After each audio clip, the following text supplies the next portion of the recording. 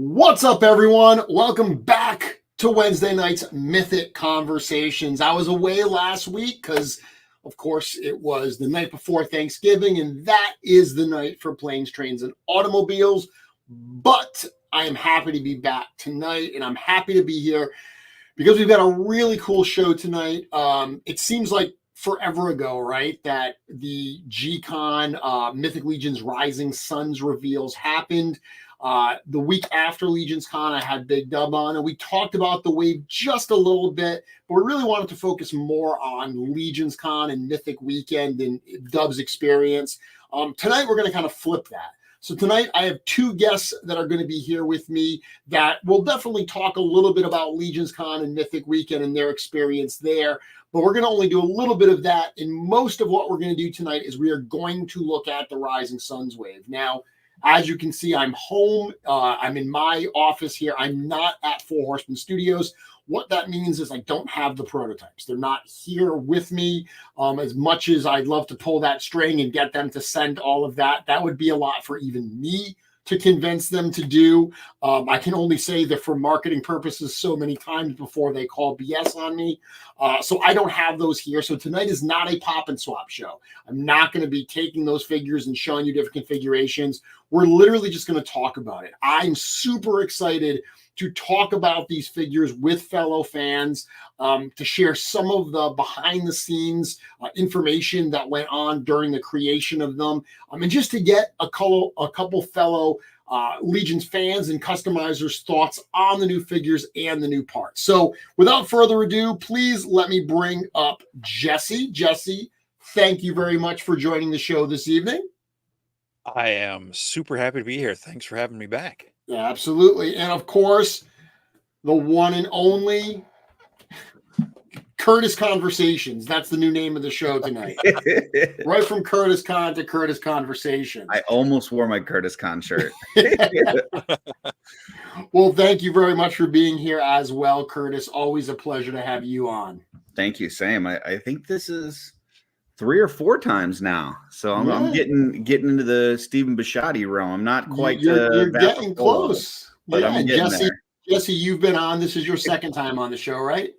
I believe so, yeah. Yep. So you guys you've both been on in the past. Thank you for joining again. Yeah, as I was thinking at, around Legions Con time, I knew that I wanted to have Big Dub on the week after, because it being his first time at the studio, his first time at Legions Con, I thought it would be really interesting to just get his perspective. And I don't know if the two of you have actually gotten a chance to watch Dub's recap videos from Mythic Weekend, but they're fabulous.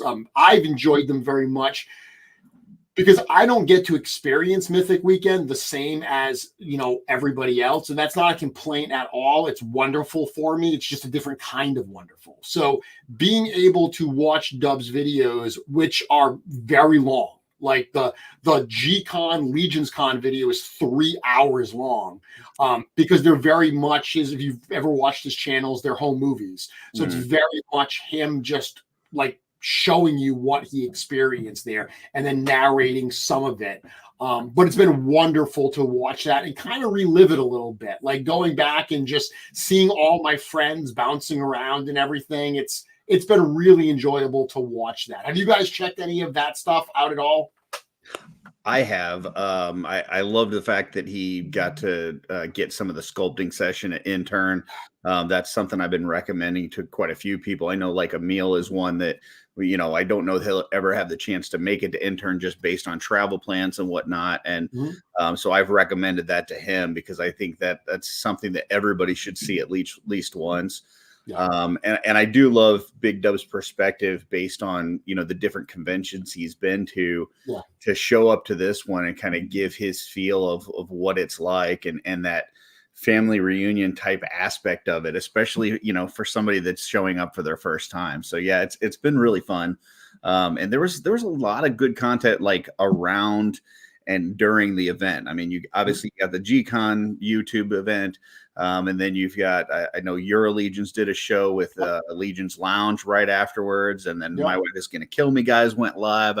So yeah, you guys, it's been really nice to have kind of this stuff, like you said, to relive the weekend. Well, and then Sunday night, you guys were broadcasting, a great way to cap off the weekend. Yeah, it was amazing how much content was coming out of Legions Con that entire weekend, and then certainly afterwards.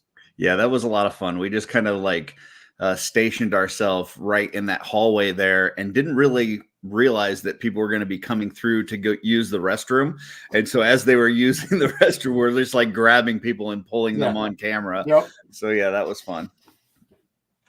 Yeah, go ahead, Jesse. I was gonna say I haven't checked any of Dub style because they're long. I'm saving those for days when I'm feeling the need to relive it a little bit. I've checked out some shorter ones from other folks, but I'm saving the big dubs for those snowy, rainy days. That makes sense.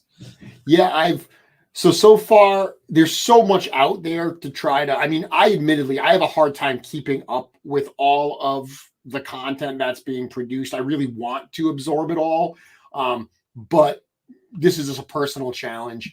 So much of my work is focused on writing, and I need complete silence when I write. Like I can't even have music on playing when I'm writing anything. So even just having a video on in the background, it distracts me too much. So much of my day is involved with that. And because I can't have the content on, I tend to fall behind on some of that, but I have made it a point. I know you guys joke about watching the YouTube show, like For My Wife Is Gonna Kill Me versus the audio only guys. I am one of the audio only guys. But I checked out the Your Allegiance recap, which was absolutely wonderful. I loved their perspective. And then the My Wife Is Gonna Kill Me recap, episode 301 was really good as well. Obviously, it's a My Wife Is Gonna Kill Me show. So your mileage is going to vary depending whether or not you enjoy that kind of humor. But even outside of I do enjoy that humor. Even outside of that, it was just a great recap of the weekend as a whole. So I really have been enjoying hearing everyone's perspective of what they experienced and felt over Legions Con weekend.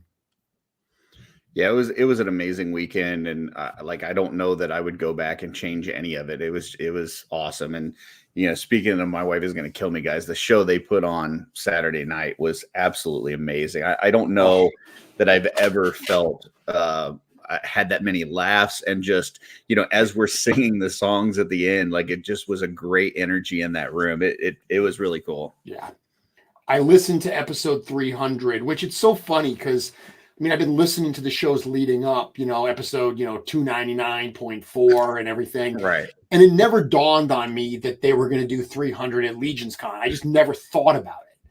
So when I actually put on the episode and I heard them say, like, welcome to episode 300 in the whole crowd, I mean, like, I got goosebumps. Like, listening at home, I got goosebumps hearing that. So I can't even imagine how electric it was being actually in that room.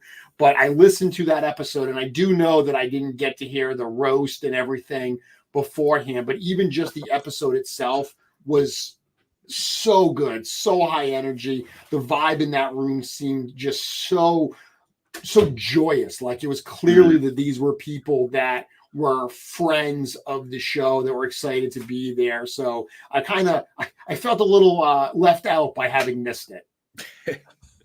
Yeah, it's something you definitely should try to catch next year for sure. It's one of the things that's tough about Legions Con. And I mean, not only for myself, but also I think for everybody is you can't do everything. You've gotta pick and choose. And it's interesting because some of the feedback that we've gotten post Legions Con is it wasn't long enough. And it's so hard because I always find it challenging. So many toy shows that we do or whatever, by lunchtime on Sunday, you are just like, why are we still here? Right. Time to go. This show is dragging. Like, this could have been a one-day show and been just as good. I don't ever want that to happen to Legions Con. Like, there's something to be said for people leaving the show, and it's still like up until the last minute, it is still pumping. It is so much fun, and people are like, I want more. Like, that's kind of what you want. Like, you don't want them to get to the point where they say, yeah, it was a lot of fun, but it dragged a little bit at the end. So the idea of adding more, and we are considering it, do we add an extra hour here or something like that? Always things that we're going to talk about to see what improvements we can make. But that is also something I think about, is like, no matter how long we make it, you're going to have to make choices. You literally can't do everything. Yeah, I mean, I did make a proposal that was seconded and thirded by a couple people, which is for Legions Con season, that we add 8 hours to each day. So we actually work off a 32-hour schedule. I think that would work really well. We just got to get the rest of New Jersey to agree to that. Yeah. But no, I agree. It did feel, I think the reason why for me it felt a little bit shorter is just the chaos of setup night. Yeah. It was a little bit easier last year to get everything chaos. What are you talking about? It was a little easier last year, I felt like, to get everything done earlier, to where Friday night was more of kind of a get together with the exhibitors and stuff, rather than, throwing everything together. Whereas this year it really was just a lot of work, to where by the time we got kicked out of the showroom, like, I had to go to bed. Like, I know some people stayed up way late, but it was like, I got to get some sleep because morning's going to come really quick. So. Yeah. Well, I mean, last year, Curtis, we had the room earlier in the week. Mm-hmm. So I had allowed Wolf King and, Mythic Customs, we set up our stuff like 2 days early last year. Mm. So when it came to Friday, we didn't have as much setup to do. Everybody else did. We didn't have that ability this year because the hotel was rented. I mean, one of the interesting things about that hotel is it's very much a business hotel. So they're busiest Monday through Friday.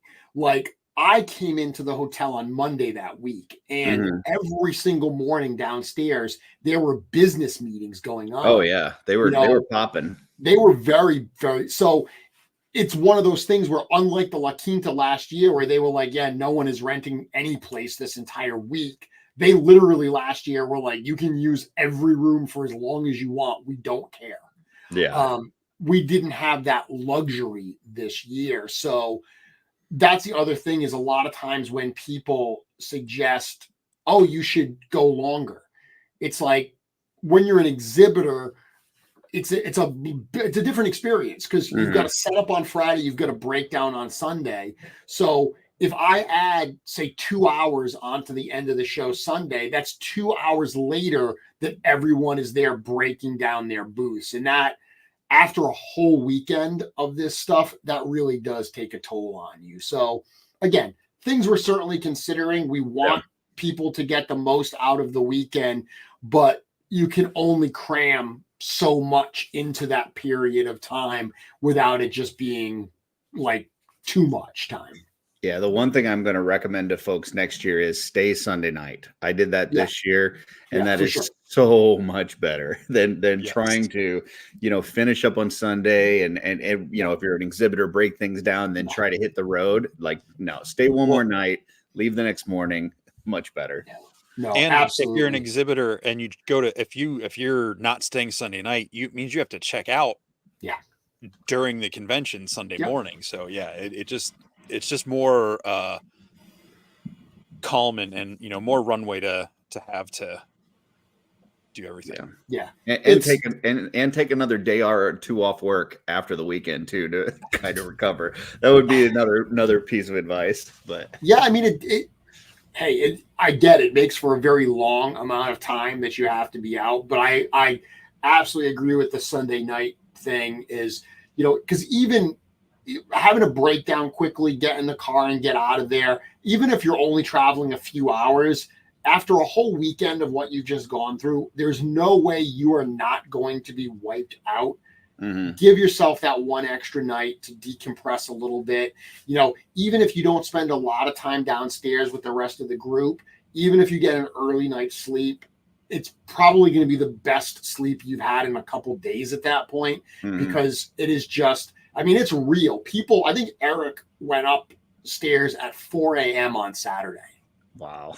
Yeah, people are downstairs late. Yeah, I do appreciate the fact that you guys do book that, for that long of time, to where if people do want to stay the extra day, that they've got that option. So we, just from me and the community, we appreciate that.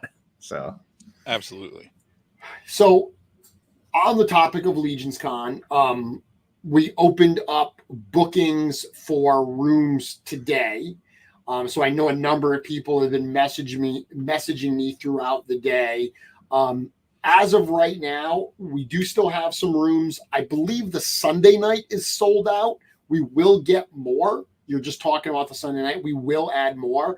One of the challenges that I don't know if everyone understands with the hotel reservation system is we basically have to guarantee rooms. So when we tell them this is the room block we want, we tell them how many rooms we want each night: Wednesday, Thursday, Friday, Saturday, Sunday. That's how long the discounted booking goes.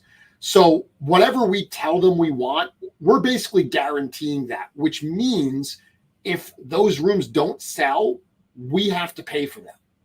It also means that if people book them and cancel literally the last minute, that's like a weird loophole where the discount is only up until like a month before showtime. Like a month before showtime is when the discount technically ends.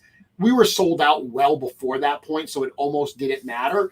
But everyone that canceled their room from between that point until showtime, we are on the hook for those rooms. Now, we do have some wiggle room there. We don't have to guarantee 100% of them. There's a percentage. So we ended up being okay. But that's one of the things that we don't just say, give us the whole hotel.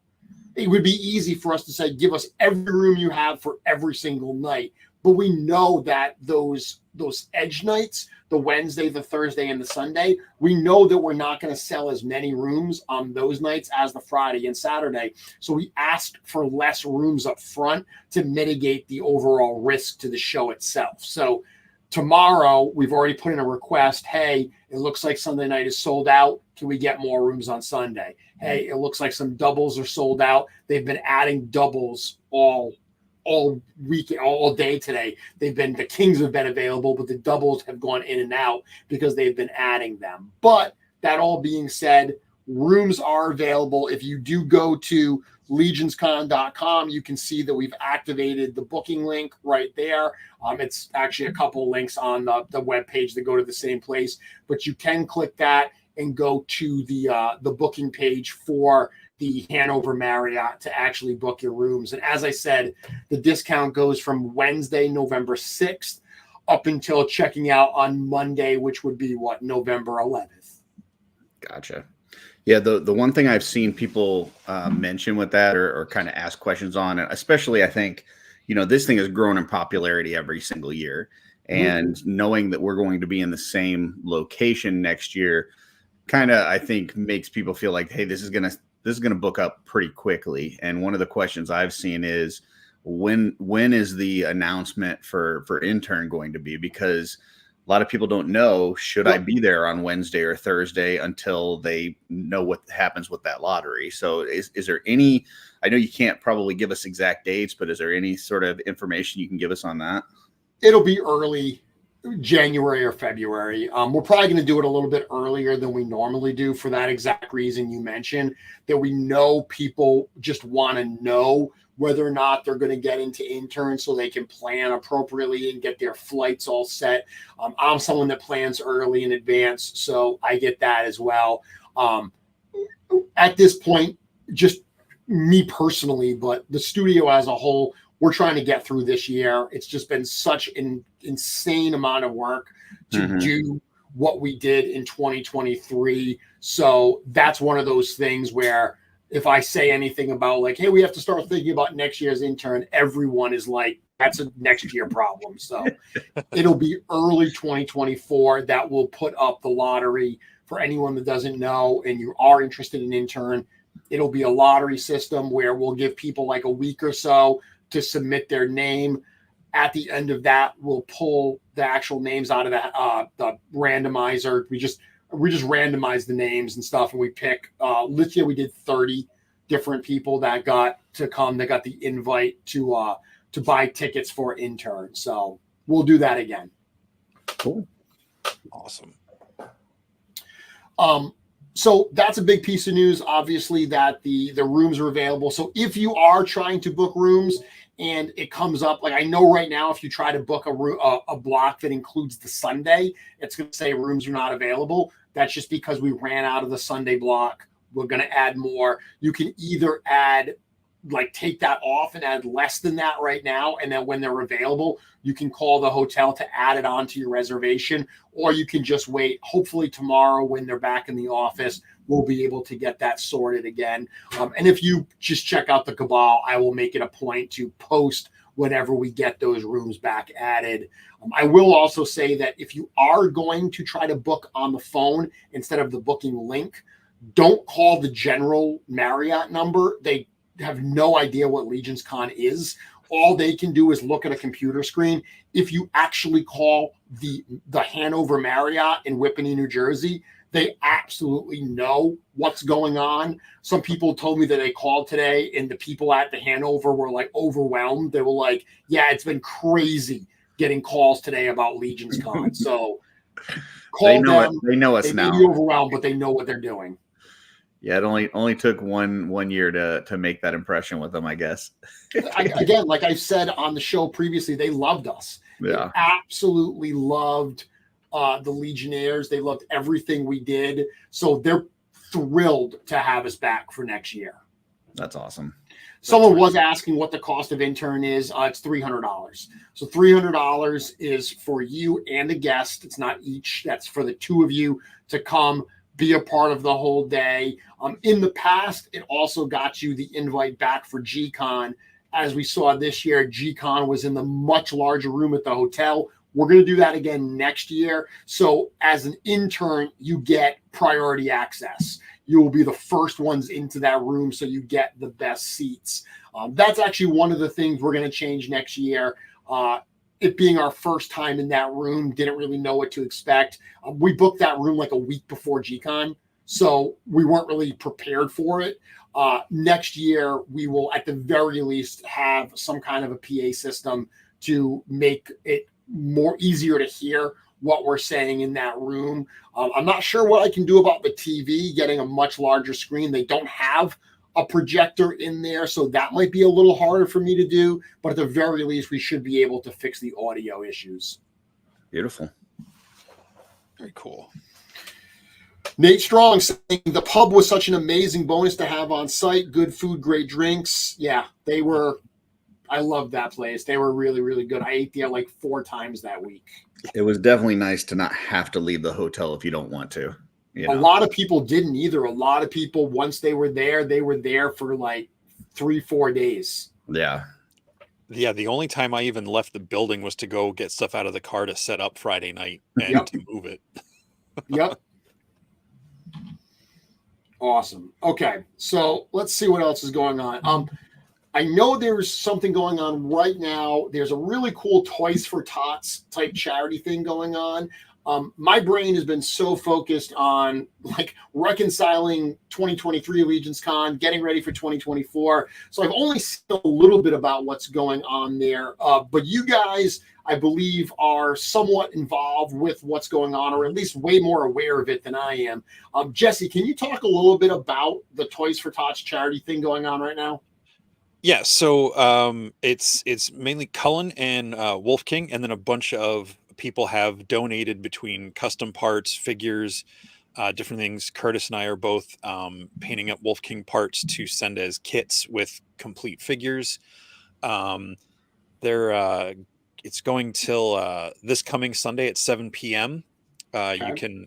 You can enter. I believe it's $10 each, no limits, because it's for charity. So you can buy as many entries as you want. Every entry gets you a name slot on the wheel, and then they spin through the wheel to select the prizes. If you've ever seen Cullen do one of his wheels before, you know what that's like.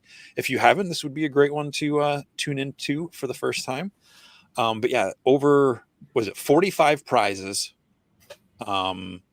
with, like I said, custom stuff from Nikki Nicole, Brian C, Curtis, and myself. Figures donated from some of the approved retailers, some people just from in the community. There's some Horseman gift cards for Store Horseman, which always a good chance to pick those up. Carver Customs got some of his things. Yeah, so many names. If you go to the Cabal and look to the featured posts, it should be one of the first ones in there. It has everything listed from all the people that have donated. So make sure you go check that out with pictures of everything. So I know some of the customizers have been updating some pictures to that thread with their work on it. And I know Jess said the contest ends at 7 on Sunday. Colin will be doing a wheel that same night at 9 o'clock Eastern. So if you want to tune in to see, if you win or what you win, that would be the time to do it. Excellent. Just another great example of our community being just so ready to donate things. I mean, Wolf King has done this a few times this year, donating, a bunch of prizes for either charity or just to, have fun and do things like, the contest you guys did earlier this year. So very cool to see that and to see our community, digging in and giving back to charity and stuff. Just more indicative about what a great group of people that we've really been able to gather here.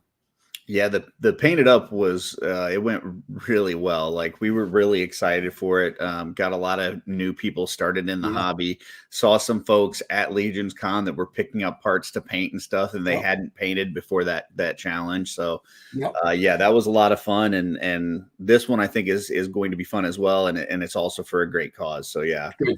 If you got some extra Christmas funds that you're looking to put somewhere, this is a good place to put it. And you got to, like Jesse said, with all those prizes, really good chance to win. So good. Excellent. Well, thank you to everyone who has donated for that. And thank you guys for, talking about that and making people aware.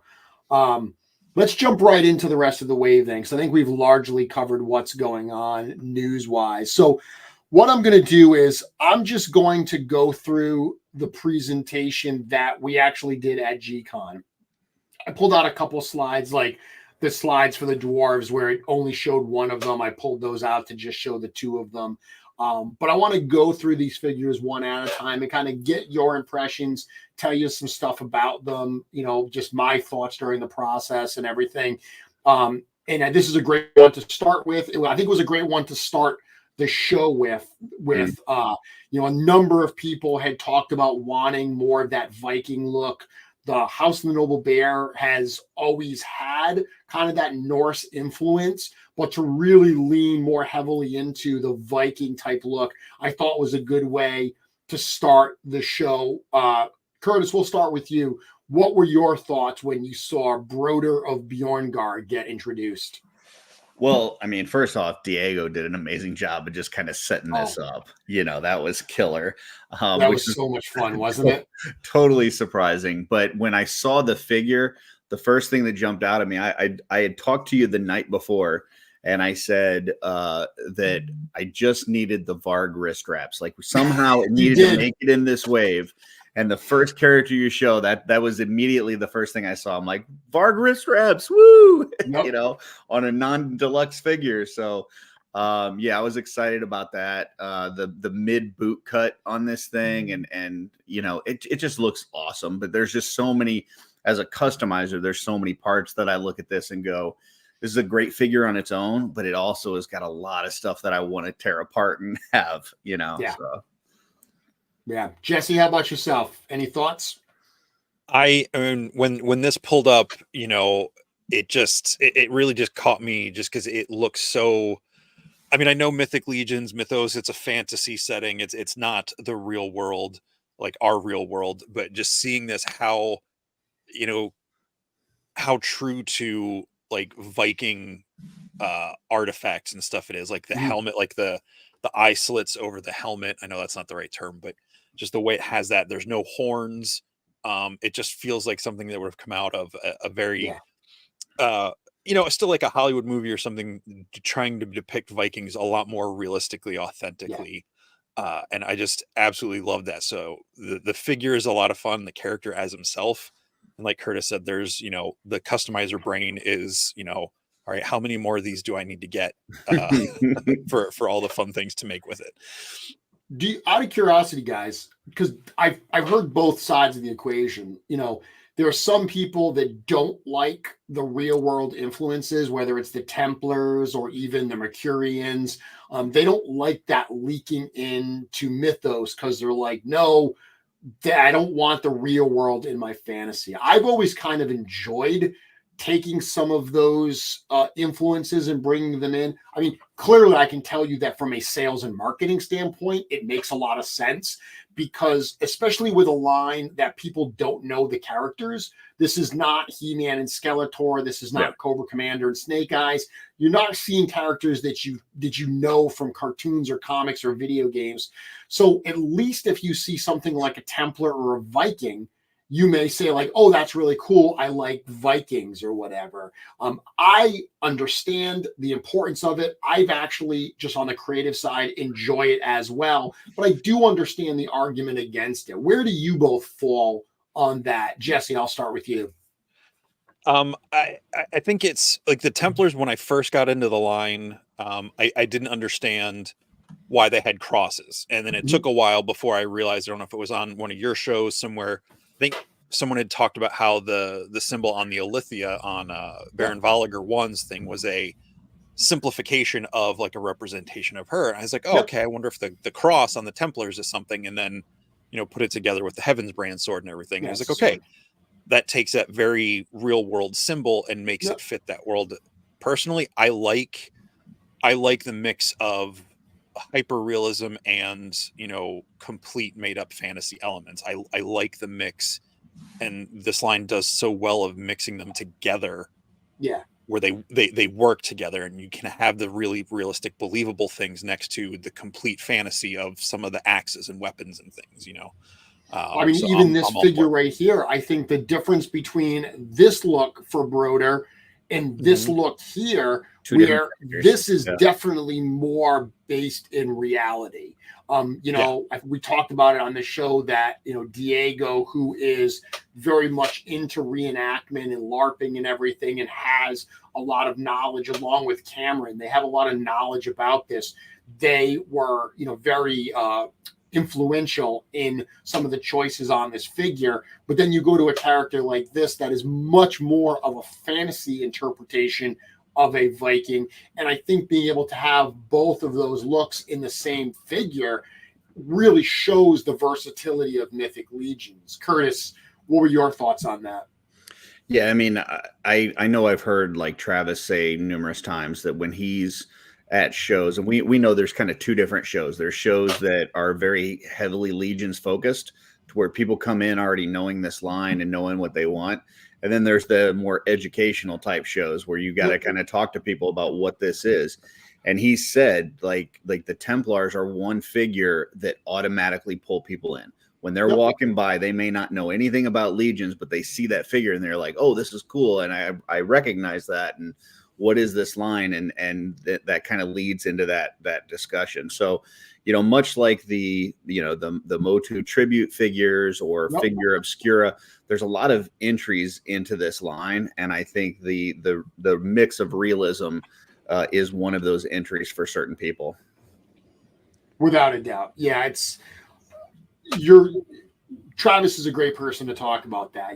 Those are the types of things. When people see the Templars, they are the type of character, because there's that moment of recognition. Same thing as you just mentioned, the PowerCon figures, that moment of recognition that gets someone to pick it up when you don't have that connection to an entertainment property, it is very, very important. But at the end of the day, too, they make cool figures. And I do think that these characters work well alongside the rest of Mythos.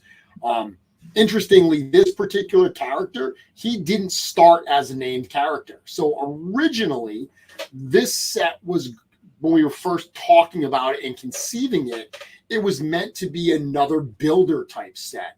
We were going to call it the Barbarians of Bjorngar. That was originally the name of the set. And it was meant to just be a generic group of barbarians, kind of similar to the Skeleton Raider that we did for All-Star 6, where for All-Star 6, the Skeleton Raider is not a named character. It's just one of a multitude of skeletons that are coming from Vikenfell over to the center of Mythos as part of the Second Great War. That was the thought process behind this character. And I even wrote a bio for this character, thinking it was a generic, just builder character. Then as Eric started working on it, Broder came out. Like, he just started working, and the personality of the character really started coming out, and he became a named character. Even though we gave him that second head, so you can still treat him a little bit like a builder and have a more generic character. It was interesting to see how that ended up happening. But if you look at the bio that we have here, you know, that last sentence where it says, following the lead of mighty Broder, the barbarians of Bjorngar now march from their homes towards an uncertain future as the Second Great War of Mythos begins. That paragraph was directly from the original bio, where it was meant to be a more generic type character. So we just kind of massaged this to be more about this named character, Broder, but still also tell a little bit of the story of these barbarians as a whole, following Atlas in the House of the Noble Bear towards the center of Mythos and the Second Great War. That's awesome. Yeah, I mean, the good thing about this line, we've talked about it before, but is that there is lore there if you want it, but there's also the flexibility that if you want to, with all these parts, you know, make this into 4 or 5 different, you know, Viking type barbarians that have different looks. You've got the parts in there to do it, and you can, you know, kind of fit it in however you see fit. Yep. So from a part standpoint, we are all customizers. You guys have mentioned some parts already. Yeah, the Varg wrist wraps. I think I have 3 Vargs on display, and they all have armored lower arms. Same. Because, yeah, the armored lower arms actually look really good on Varg, and I've wanted to use those wrist wraps for other things, so they've been sacrificed multiple times. But being able to get we already had the upper parts of the pants, but being able to get those lower pieces, and they are separate. So on this particular figure, there is a new articulation point at the top of that boot, which will allow that boot to come off. And that knee is basically a separate piece, because there's some flexibility there for some parts that people haven't seen yet, for ways we can use these pieces in the future. We have even seen some in this. You know, that boot, that same kind of configuration here, you see it with pants. Later on with Atlas, for instance, we see it with a bare lower leg. So same boot, different leg configuration, so we can get more flexibility out of it. But new belts, new torso, new armor. I mean, there's a lot of new parts on this figure, including those upper arms. So that's one of the things that I don't know if people really understood as we talked through this, but those upper arms, even though they're bare upper arms, those are not the ones we've got with barbarians in the past. Those are all brand new pieces created for this wave. Yeah, I remember Eric talking about that, and it's one of those that you're probably not going to be able to really tell until you get them in hand. And that's one of those, you know, I know we've joked around about the, you know, pictures don't do it justice and this and that, but you can only capture so much of the depth of a 3-dimensional figure in a 2D picture. So when, once you get these in hand and you're able to see the texture on those new arms, I think that people are going to be pretty wild with it. That's a big part. I mean, it's going to have more range of motion, maybe not as much as the new Knight, the Valiant Knight that everyone got surprised with at Legions Con, but there is going to be a greater range of motion than we've seen in the past. But you just mentioned texture, Curtis, and that's a big part. If you look at the ogre bodies for like Kurzog or the ogre builder, even if you look at the brutes, right, we're going to be getting the 2 new brute characters in the Poxus wave, and we've already got the brute from Cosmic 2 Kanox. If you look at the skin on those figures and compare it to, say, the barbarian builder from wave 1, you will notice very different textures on the skin of the newer figures versus the super smooth skin of the older figures. That's one of the things that is such a subtle detail that it's impossible to really capture in a photo. You're going to have to actually need to see and touch that. But I really think that's going to improve the overall look and feel of these toys. Yeah, that's awesome. Now, on this one here, the blue part around the waist, is that soft goods? It is. That is the one piece of soft goods that are on this figure. So it's got a new torso, a new lower skirt and belt piece, but then the soft goods there, that blue part, as you mentioned, that is a little piece of soft goods fabric. And then there's the soft good that goes around the shoulders too, right? Like from the other picture. The soft goods that go around the shoulder for the other picture. Okay. Yeah, the other pictures, you've got the that fur piece that kind of lies on top of the shoulder armor. That's great. Yeah, and that blue looks, I mean, at least on the screen, it looks kind of like a felt, like a thicker, warm type of material. I think that looks great with him. Yeah, even the shield here, I really like. Even just that paint job on the shield, that's such a classic Viking look where it's made of wood, but you've got it's painted differently. It's just something as simple as that, I really think adds a lot to this figure. Yeah, I like the old wood shields, but this is even better. Like I've always been a fan of the original, the wooden ones, but yeah, this looks so cool. Yeah, one of my favorite of those olden wooden shields, Curtis, is actually the one that comes with Torgen. Because it's the one that's painted different colors, like it's like a checkerboard type. Right. And I always like that look, just that 2 different colors on there had a very kind of, it's something that just spoke to me. It popped to me. So I feel something similar here with this. And, you look at this and a lot of people have talked about this, and I'll echo that. $37 figure, and you look at what you're getting with this. I mean,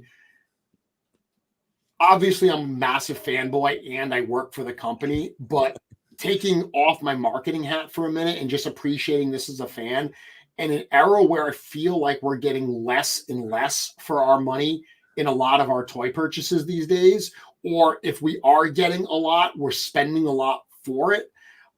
To keep this at that $37 price point and look at what we're getting here. I mean, it's a little mini hands pack. It's multiple weapons, multiple heads. It really does feel like these things top to bottom are just packed with value. I can't agree more compared to like walking into like Target and I'm not insulting other companies, but no, absolutely similar price to this is walking and buying like a NECA Ultimates figure, at Target or something. And I think this comes with a lot more bang for the buck, comparatively, even at the retailer pricing later. I think it's totally worth the pricing. So if you can get in on the pre-order, it's definitely the way to go. Yeah, I mean, one of the other lines that I've been collecting some, and I'm very fond of, is the G.I. Joe classified line. Yep. And I just got a figure yesterday that was a $30 figure, so not too far off of the price point of this. And I mean, in terms of accessories, in terms of like it was the buzzer figure with the chainsaw and stuff, and he comes with a set of glasses, but in order to keep him on his face, you kind of have to like tack some glue or something on there because it doesn't stay on its own. And like that is a line that I actually really enjoy. But yeah, when you compare dollar for dollar, the value of Mythic Legions is just so much greater. So yeah.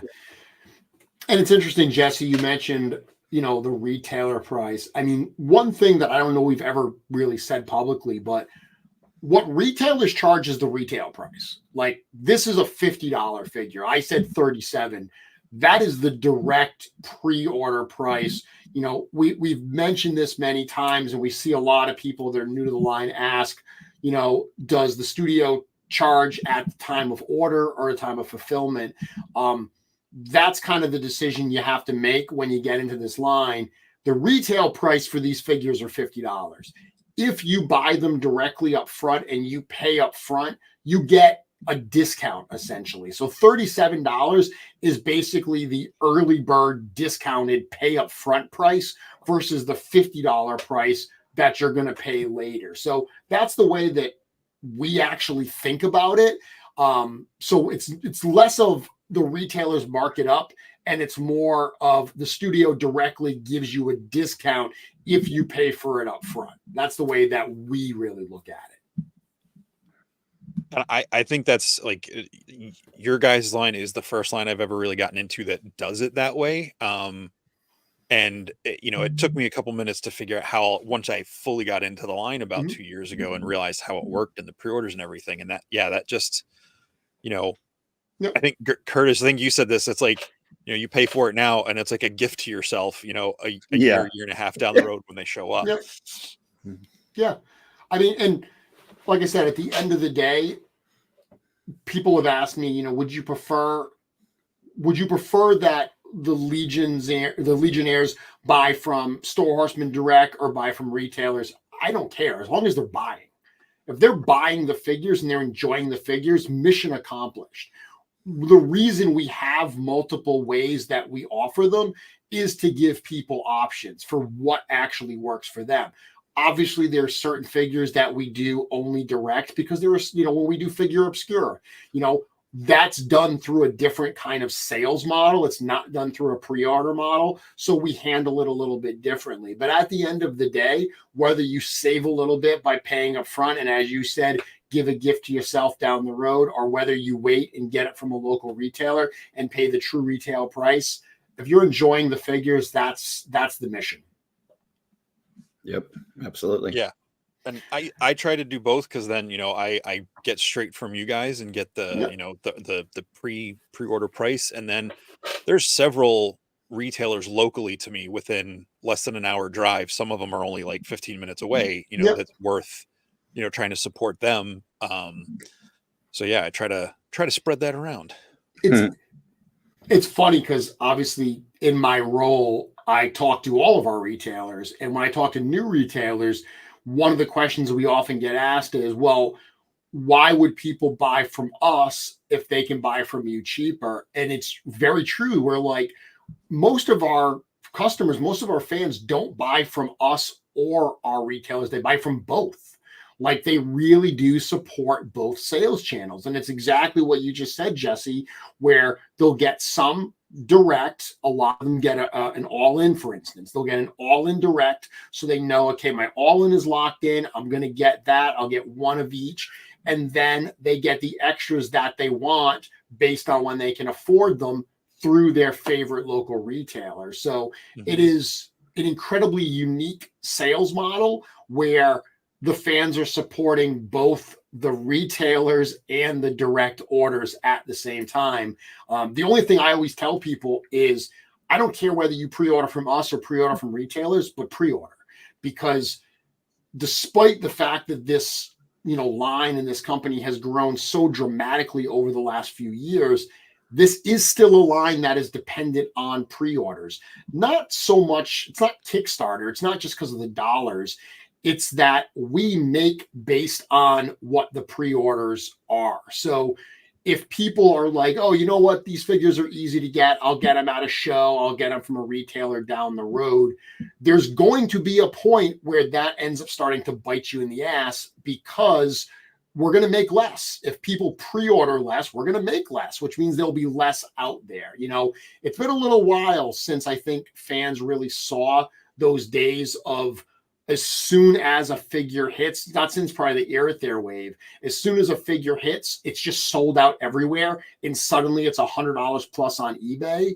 But the way we avoid that is by people pre-ordering what they want up front. Again, whether it's direct or retailers. So we actually know what to produce to meet the demand that the fans actually want. Well, and that's smart, because then you don't have, like a specific figure, sitting on your, I mean, I know you guys don't sell in regular retail stores, but you don't have like Constable Zuvio from the Black Series that no one bought for 4 years, still sitting on shelves at Walgreens. Yeah. I mean, that's what it is. There are downsides to the pre-order model. None of us like the wait. Trust us, we hate the wait as much as anybody else. But the advantage of not having to guess at which characters are going to be popular or which characters, are going to be less popular, not having to, be stuck with a warehouse of, Zuvios or whatever. That's an important reason why we still do this. Because I think people sometimes forget that for all of the growth, we're a 15-person company. Like, even if you can forget about the Hasbros and Mattels of the world, even some of the other, toy companies like Mezco, Super 7, we are tiny compared to some of those companies. So for us to keep this going the way we're going, we need to be smart. We need to make smart decisions. And that's what we try to do with stuff like these pre-orders. Nice. Any other questions, or not questions, but any other comments you want to make on Broder, or so we go on to the next character? I think we're good. Yeah, we're already at 822 and we're one character in. So, so Manisha Cinderhorn. This was a character that early on when we were planning this out, Eric had a bunch of things he wanted to accomplish. He wanted to redo the, the barbarian body, just like last year he redid the knight and he redid the skeleton. He wanted to redo the barbarian, and he wanted to tackle 2.0. We know that 2.0, that body build has a lot of fans, but it hasn't gotten a lot of love. So he wanted to redo parts for both the female 2.0 and the male. So for the female, it was a written down female assassin. Like, that's what he wrote down. We didn't know what she was going to be. And then as we were talking through it, there have been so many people that have wanted us to revisit the Shadow Elves. And a lot of people thought we would do it in the Poxus wave, because up until now, all of the Shadow Elves have been part of Circle of Poxus. But this felt like a really good place to drop another Shadow Elf, and specifically to put a female Shadow Elf in. Some cool new body parts on this. Curtis, I meant to say Jesse. Jesse, you are a fan of the 2.0 builds and a lot of your customizing. Were you excited to see these new additions? Yes. Yeah. I mean, the CN 2.0 get a lot of love in this wave has been really cool. All the parts, not just the accessories, but the new boots, and the leathers and everything, just because this is right up. I know the rogues are kind of like a fan of yours as well. So, or you're a fan of those as well. So, seeing these parts to be able to make a more stealthy, rogue or sneak type character, it was just really exciting to see this on the screen, and having another Cinderhorn. I just got Malachi today. So thank you, Joe. But yeah, the chest plate on this is great. I just love the mix of like the armor and the leather parts. She just looks absolutely lethal character here. Curtis, what are you thinking? I'm not particularly an elf fan, as it were. So the character itself, it's not my favorite of the wave. But I love the parts. I love the like Jesse was saying, the boots, the gauntlet pieces, and really the biggest thing for me is the 2.0 torso part. With the removable chest plate, and I guess you would call it a belly plate. But those pieces. I mean, it offers a whole lot of variety to the line, because not only do you have the parts that you guys are putting out, but then it offers other options that the third party retailers can, or the 3D printers can put out for it. So I'm really excited about the parts on this figure more than I am the whole. Okay, fair enough. This is the figure of the wave that I think it got the least attention in, the photos and stuff, because as we mentioned at the show, this was the final one we got to Trevor. So I kid you not, he got it on Tuesday. He left for Legions Con on Wednesday, and the show was on Friday. So he had no time to do what would have been able to do. So much so that in his shots, you didn't even get to see the new weapon. So you can see here that it's got the lower handle from like the Trident weapon, but then it's got that new kind of Chris style blade that pops on top. That's a totally new weapon. And she's got 2 additional heads, a repaint of the head we first saw with Miria Golden Branch, and then a repaint of the Zeri Inspire head from Cosmic Legions. So you right out of the gate have multiple heads that you can use. And one thing that's kind of a fun little just aside, that head that's in the hood there, by the way, that is a brand new hood. So it is not, because again, talking about textures earlier, the hood that we had for 2.0 figures previously, like for the Elf Ranger and Faustia, it's a very smooth hood. So for this to look good with the new kinds of fabrics we're using, Eric wanted it to have some texture, kind of the way that like the Dubon and Valak hoods are.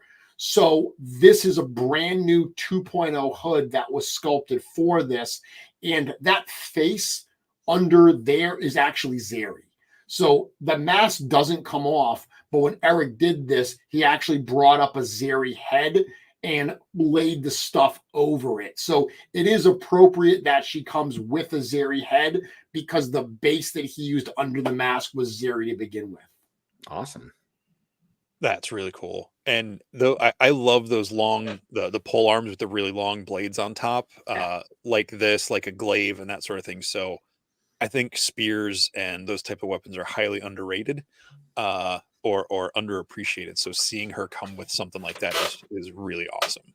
What is the thing towards the top of the screen above that blade? So it's just a little cylinder. It was created for scapular. So when you get to see the scapular reveal later, and I remember at the show, you were texting me, what is that little thing? You were a little busy at the time. Yeah. So it's meant to be for Scapular's blowgun, the darts for his blowgun. That is what that's meant to be. It's basically a container for darts, but it's one of those accessories that we had, one of those pieces that was developed for this wave that, whenever we develop something, we're always like, okay, where else can we use it? Not only down the road, but can we get some miles out of it in this particular wave to build out the characters? So it was just a nice little thing that we could add there that gets straps to her belt, and it just gives her like a little something extra that she's carrying around with her.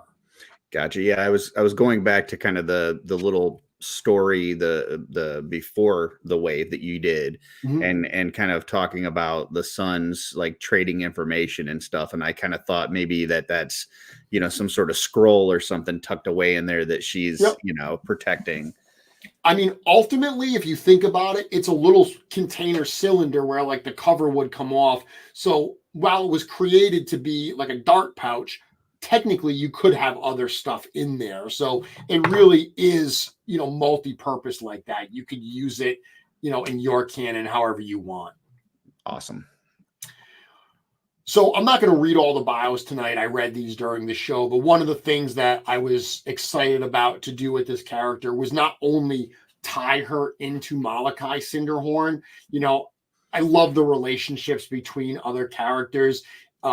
Partially because we're working on the book now and we're tying all these things together, being able with these bios to start thinking beyond just the character where do they live in this overall narrative? You know, what other characters can I connect them to?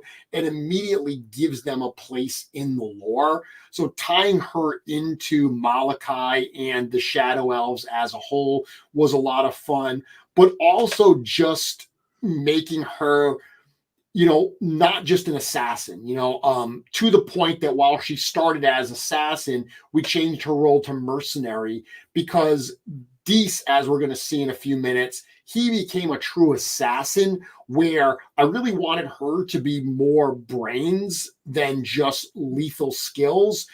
The fact that, you know, the line where it says she knows that a sharp mind is often as useful as a sharp blade, I thought that was really cool and appropriate to put in there. And it gave this character more than just a shadowy assassin type look for me, which is what I wanted her to be.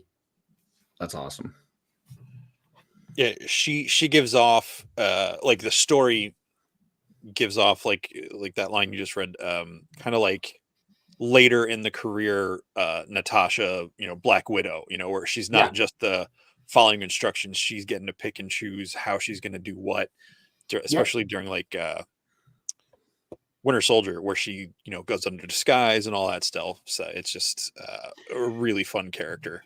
It's funny. I didn't think Black Widow at all when I wrote that, but it's perfect. Like that is an absolutely perfect analogy to make there. One that I didn't see at the time, but now that you pointed out, I love it.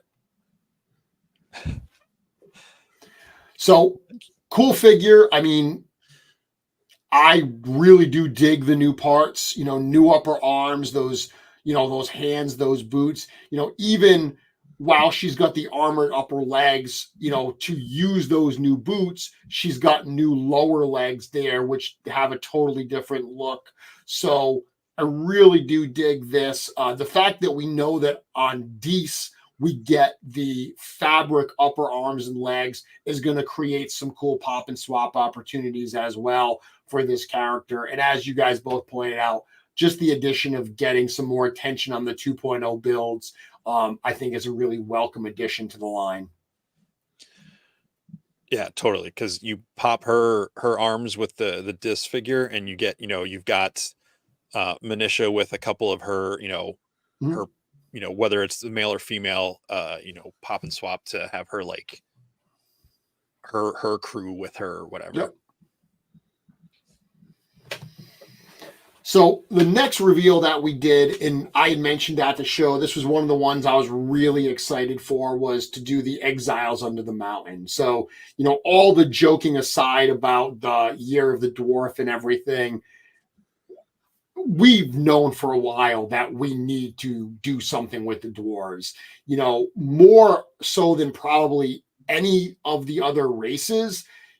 That is the one that we got the most miles over those parts from that first wave. And, you know, Eric's known he wants to tackle the dwarves.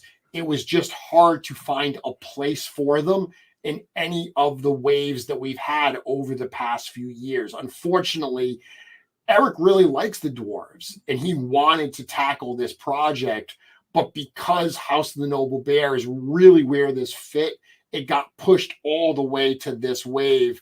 But I would like to think that for how long it took us to get here, once we finally did, we really gave dwarf fans some big payoff here. Curtis, I don't know that you are normally a huge dwarf fan, are you? I'm kind of a in the closet dwarf fan. Okay. I try not to let a lot of people know, but yeah, I do secretly have a little bit of a dwarf army, and a little kind of I don't know, tidbit on this. Like I had kind of predicted a 2-pack of gnomes with a bunch of parts that you could swap around and make a bunch of different characters. And while this isn't gnomes, which would have been really awesome, this is also very cool. And actually for me, out of all the reveals, this is second on my list. I was really excited for this. Like you said, just the addition of the new parts, which were, you know, very much needed. You know, you guys gave a lot of love to the parts library on this, from the 2.0s to the dwarves. So yeah, I was very excited to see this 2-pack. So So little behind the scenes on this set. Number one, this set is part of the reason why this wave took as long as it did for us to get done. Eric has said that he spent way more time than he expected on this particular set. The dwarf set killed him. The bear gets a lot of attention because of how long it took him to sculpt every piece of fur on that figure. But he had planned out the bear as a separate part of the project, which we'll talk about later. This is one that just took him so long to get done, to put all these pieces together. When we first started talking about it, this was another one that was going to be a builder set.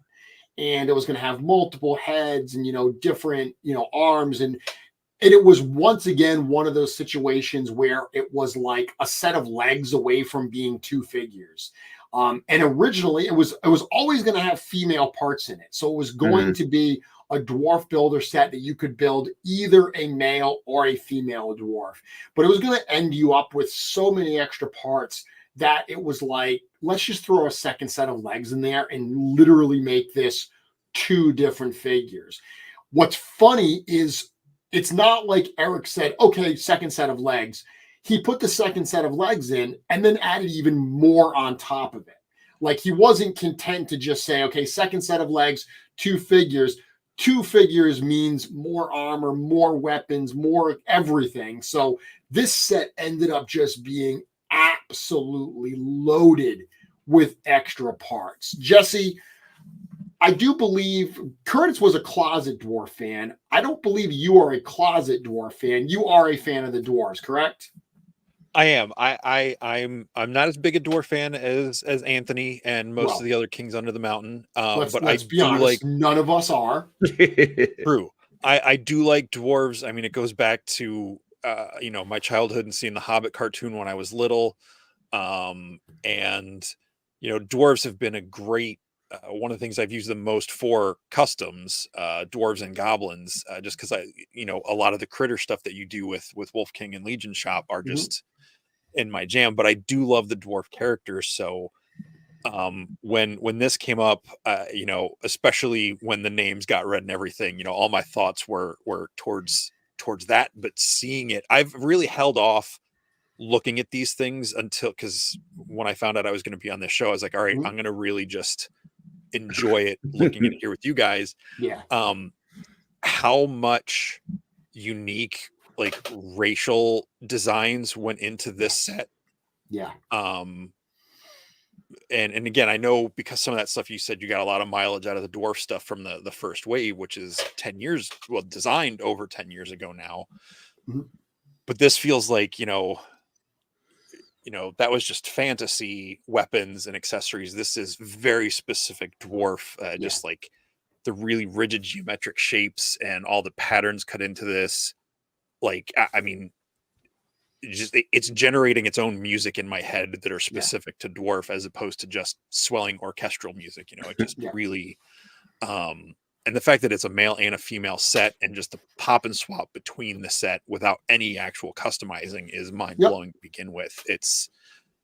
And two of the most gorgeous faces I've seen come out of Mythic Legions or any toy line for that matter. Yeah. I love the fact that you just mentioned the pop and swap, like that lower skirt piece that she's wearing, that is great for female dwarf, but it would be totally appropriate on a male dwarf as well. Like you could easily swap every part on here, and realistically the head and probably, the torso because of the breasts are the only aspects that are going to make something look male versus female. This really is, I think, a great set that I don't want to just say dwarf fans are going to have fun with. I think that Legions fans as a whole are going to have an absolute blast with this set. The colors on it, like you said, the geometric shapes, the accessories. Anthony said earlier that it's a perfect set, and his biased opinion notwithstanding, this is one that we clearly are very, very proud of. this is definitely where most of my money for this wave is going to go. It is just really good, and I honestly, as much as I love like when you and Joe do your little pop and swaps with the new waves, I could see you guys doing a show just on this set. Like I can't even imagine just with this a set alone how many different combinations of things that you could come up with for looks for this without even adding other things. And then you start, throwing in, different pauldrons or heads or something that you have from other, figures. And it's like the possibilities are endless. Yeah. So obviously, when I said I was excited to show this, a big part of it was, the fan service that we did here. And I jokingly said that this is the most fan service thing I've ever written. So bear with me. But a few of the things that I tried to put in here, because for a while, I wanted, so right out of the gate, I wanted this set to be a nod to the Kings Under the Mountain. But I couldn't use, first of all, I couldn't use the word Kings Under the Mountain because that's a Lord of the Rings thing. And because there was a female in the set as well. So I didn't want to call it the Kings and Queens Under the Mountain. It started sounding really weird.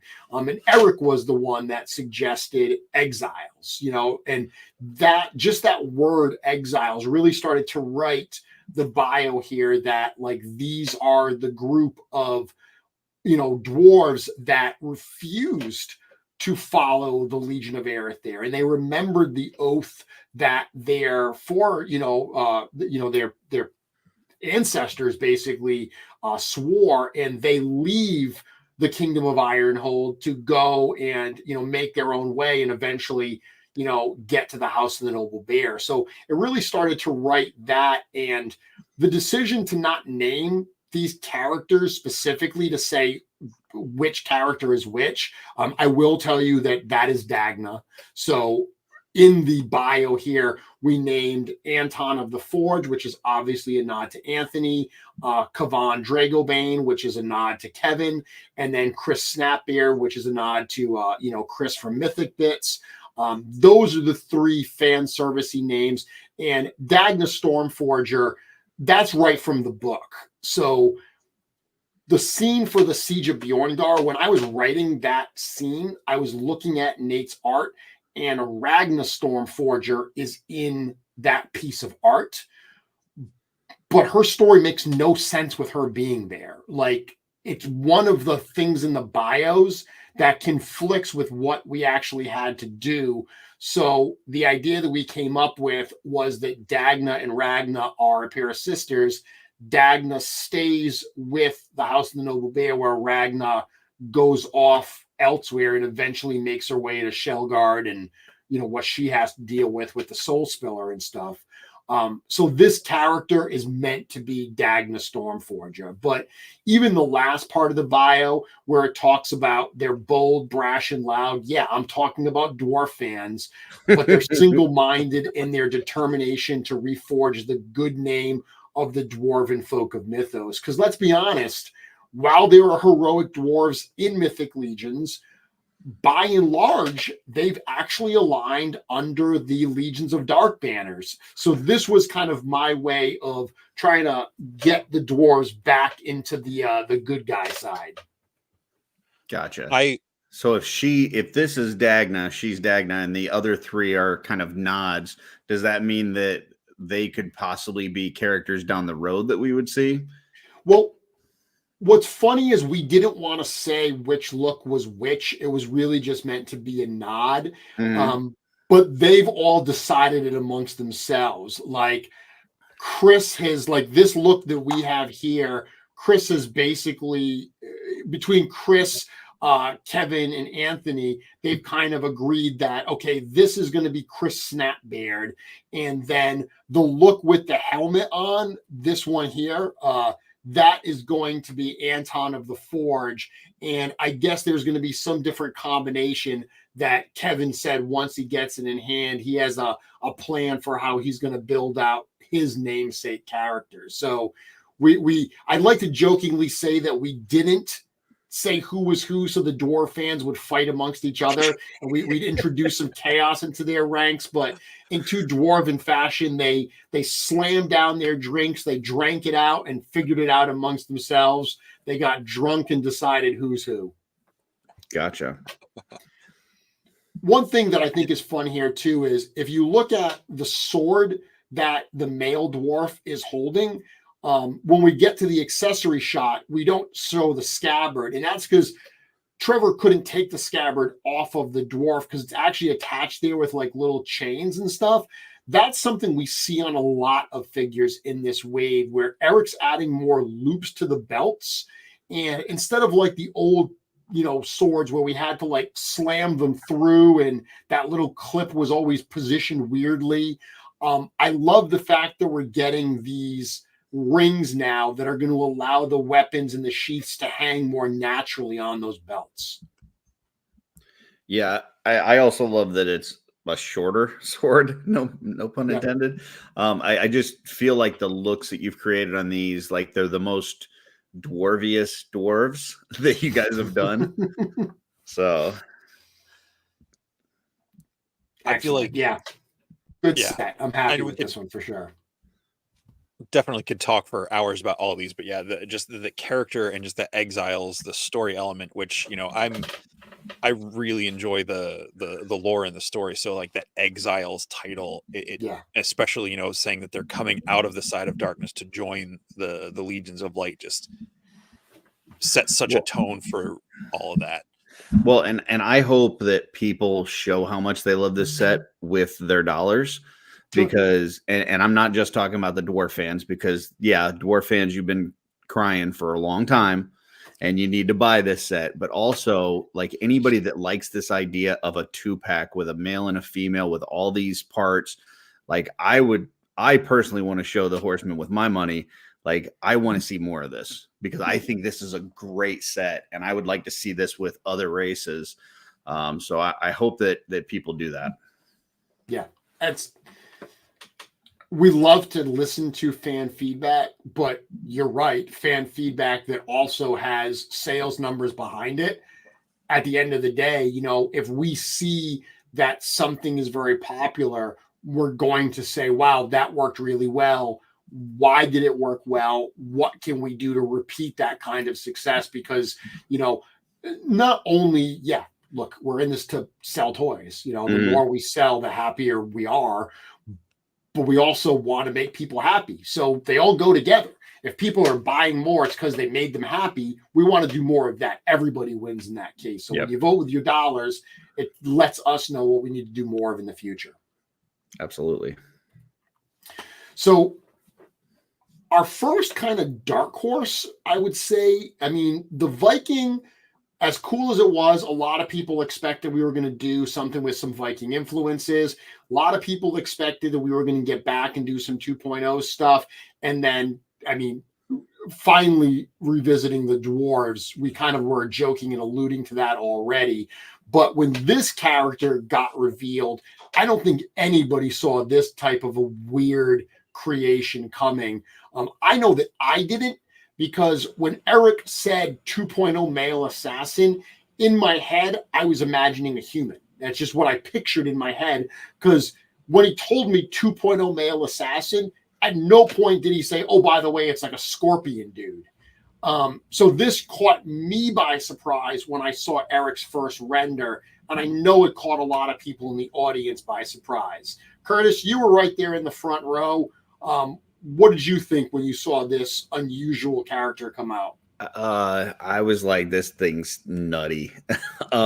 It's different. It was definitely a good one for the Euro Legions guys to do. I think it was right up their alley.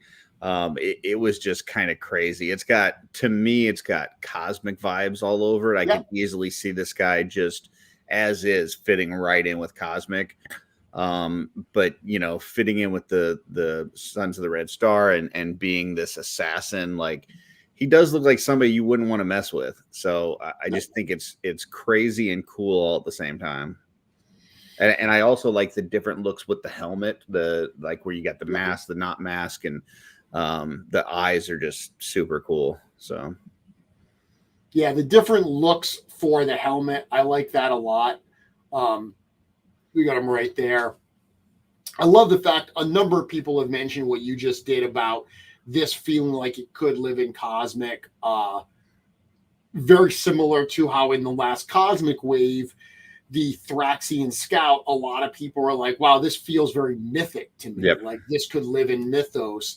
Those two lines, I think, have some very distinct lines, but it's a lot of fun to be able to create characters that could easily jump between those two brands and fit in well in either one. Jesse, again, another 2.0. We said earlier that the fabric upper arms and legs are a nice addition here. What were your thoughts on this character? I was super excited. It took me, I think, longer than it should have to realize it was 2.0. But yeah, I love it, just the looks. Yeah, especially like the soft good parts for 2.0 scale. It's going to be a lot of fun for customizing. But this character in and of himself, I know it's been said a lot, how wide open the cosmic landscape is, where you can do almost anything. And my personal argument is I think you can do the same thing for Mythos if you set the story up right. I think that, a lot of people just accidentally or unintentionally like defer to Game of Thrones, Lord of the Rings, that sort of thing is kind of like a default setting. But if you set it up right and you have these like scorpion type, almost alien insectoid characters, totally works. If you make it work in the world, and just the whole kind of almost Shiva-esque look he gets with the multiple arms and even the tail and the extra spikes coming off his back is just something that evokes, real world symbolism to an extent, and just really makes it a really, really kick butt looking character that I would, I could just hear, all those arms pulling the weapons out, just that slow, like, ching, and whatever weird, like clicking snarl sound he would make as he's about ready to take someone down. So, much potential. Yeah, this is another one where there was in the last Cosmic Wave. What's the little creature guy that's like all hunched over? Alka? Yes, where like that one is kind of like when Trevor's doing the pictures of those, like, he's not dealing with finished products here to where he can get them in these like super articulated poses, so this is one of those figures that I think, people, I hear people like it pretty well now, but I think this is one of those ones that when people get it in hand and they see what kind of crazy positions they can get all those arms into, and I'm guessing that tail is going to be a bendy tail. It's a separate. So that's a separate back piece. A few people were asking in the comments. Yeah, that plugs into the back. The two extra arms plug into the actual whole back, this whole scorpion-like back adapter. So that will be able to be pulled out and plugged in elsewhere. And certainly it can be pulled out to just get a more, humanoid build. If you swap out those hands and feet with the ones from Manisha, perhaps you'll get a totally different look for this character. Yeah, I just think, this character kind of crouched down and in some like weird positions will look very cool. And you see, you kind of got to use your imagination a little bit on it, but it's a really neat figure. And I didn't mention on the last set, but I do love the torches with these two. That's a nice addition. Yeah. So the funny thing about that torch, and this is a perfect example of how we work at the studio, for this particular figure, that torch, that was Joe Vassapolo saying to Eric, hey, originally the torch head wasn't going to be a separate piece. And then he said, hey, if that torch head was a separate piece, we could plug other things into it. And he suggested this lower mace handle that was introduced in the Necronominous wave. And that was an example. I've said this exact phrase before, that, good ideas can come from anywhere.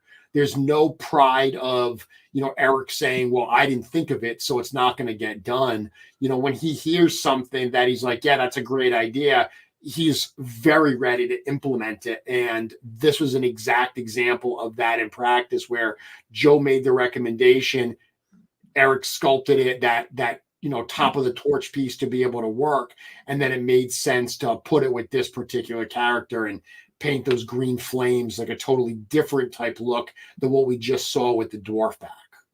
Yeah, and I think that's one of the things that, for those of us that have gone to intern, that we really come away with is just how creative that environment is, and how willing everybody is to submit ideas and listen to ideas, and is very collaborative in the nature there. So, you talk about the studio of 15 and all this and that, but it's 15 people really working together and all contributing.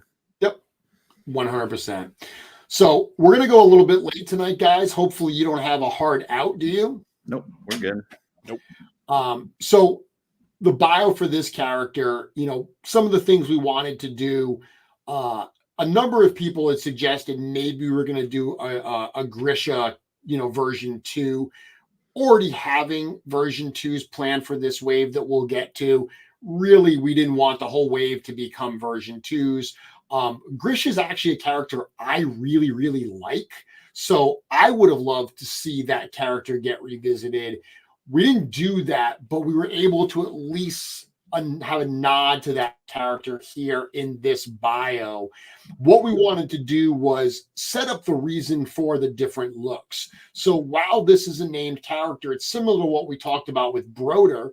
While this is a named character, we also wanted to set the stage for the different looks. So creating this kind of nest of Scorian assassins, at the head of which is, Dees here, that ended up being, I think, a fun, connection for this bio. We've got Babylon Squared here saying, I hope we get a Grisha version 2 down the road with the bio friction between these two characters. That's exactly what I was hoping for here, is to be able to, mention that character again and get some love for Grisha. Yeah, because what you've done so far is just drive up the price on Grishas. Yeah. So Death Knight saying, please no more version 2s in a wave. Sorry, you're going to see more of those. It's there are major characters in the line that we've got to do them justice, whether it's just updating them to current figure capabilities, or whether it's giving them some new looks like we did for Scapular. Certainly not for everybody, but you're going to definitely get more version 2s. We're not going away from that at all. That doesn't hurt my feelings at all. So any other comments here on Dees? It's awesome. Yeah, it's really cool. Awesome. Weapons packs, I think we can kind of get over pretty quickly. Just a cool way for fans to get some of the new weapons that we've introduced in some slightly different colorways. Joe Vassapolo painted both of these, so really excited to see these. One of the fun things, though, is when we presented these in the show, we had already shown all of these weapons. Like everything in the Dwarf weapons pack you'd already seen. But when we did the Barbarians weapons pack, I'm not sure, because I couldn't see the comments, so I'm not sure if what they were saying, but a good portion of the pieces in this weapons pack we hadn't actually shown yet, including that giant battle axe that comes with Atlas. So I was curious what people's kind of thoughts were, if they saw that as a little bit of a foreshadowing of what they were going to get. Did either of you guys think that? I just thought He-Man. It is a very He-Man-esque axe for sure. I don't think it fully registered, just because everything was just so, like you always say that, the next wave, or, the most recent wave, like this is my favorite wave. Yeah. I've been waiting to get really attached to both of these factions, just because I came in so late to collecting Legions. So just everything, it was just like taking it all in. I don't think it clicked that I hadn't seen that axe yet, to realize, and until I saw the other figure later. Yeah.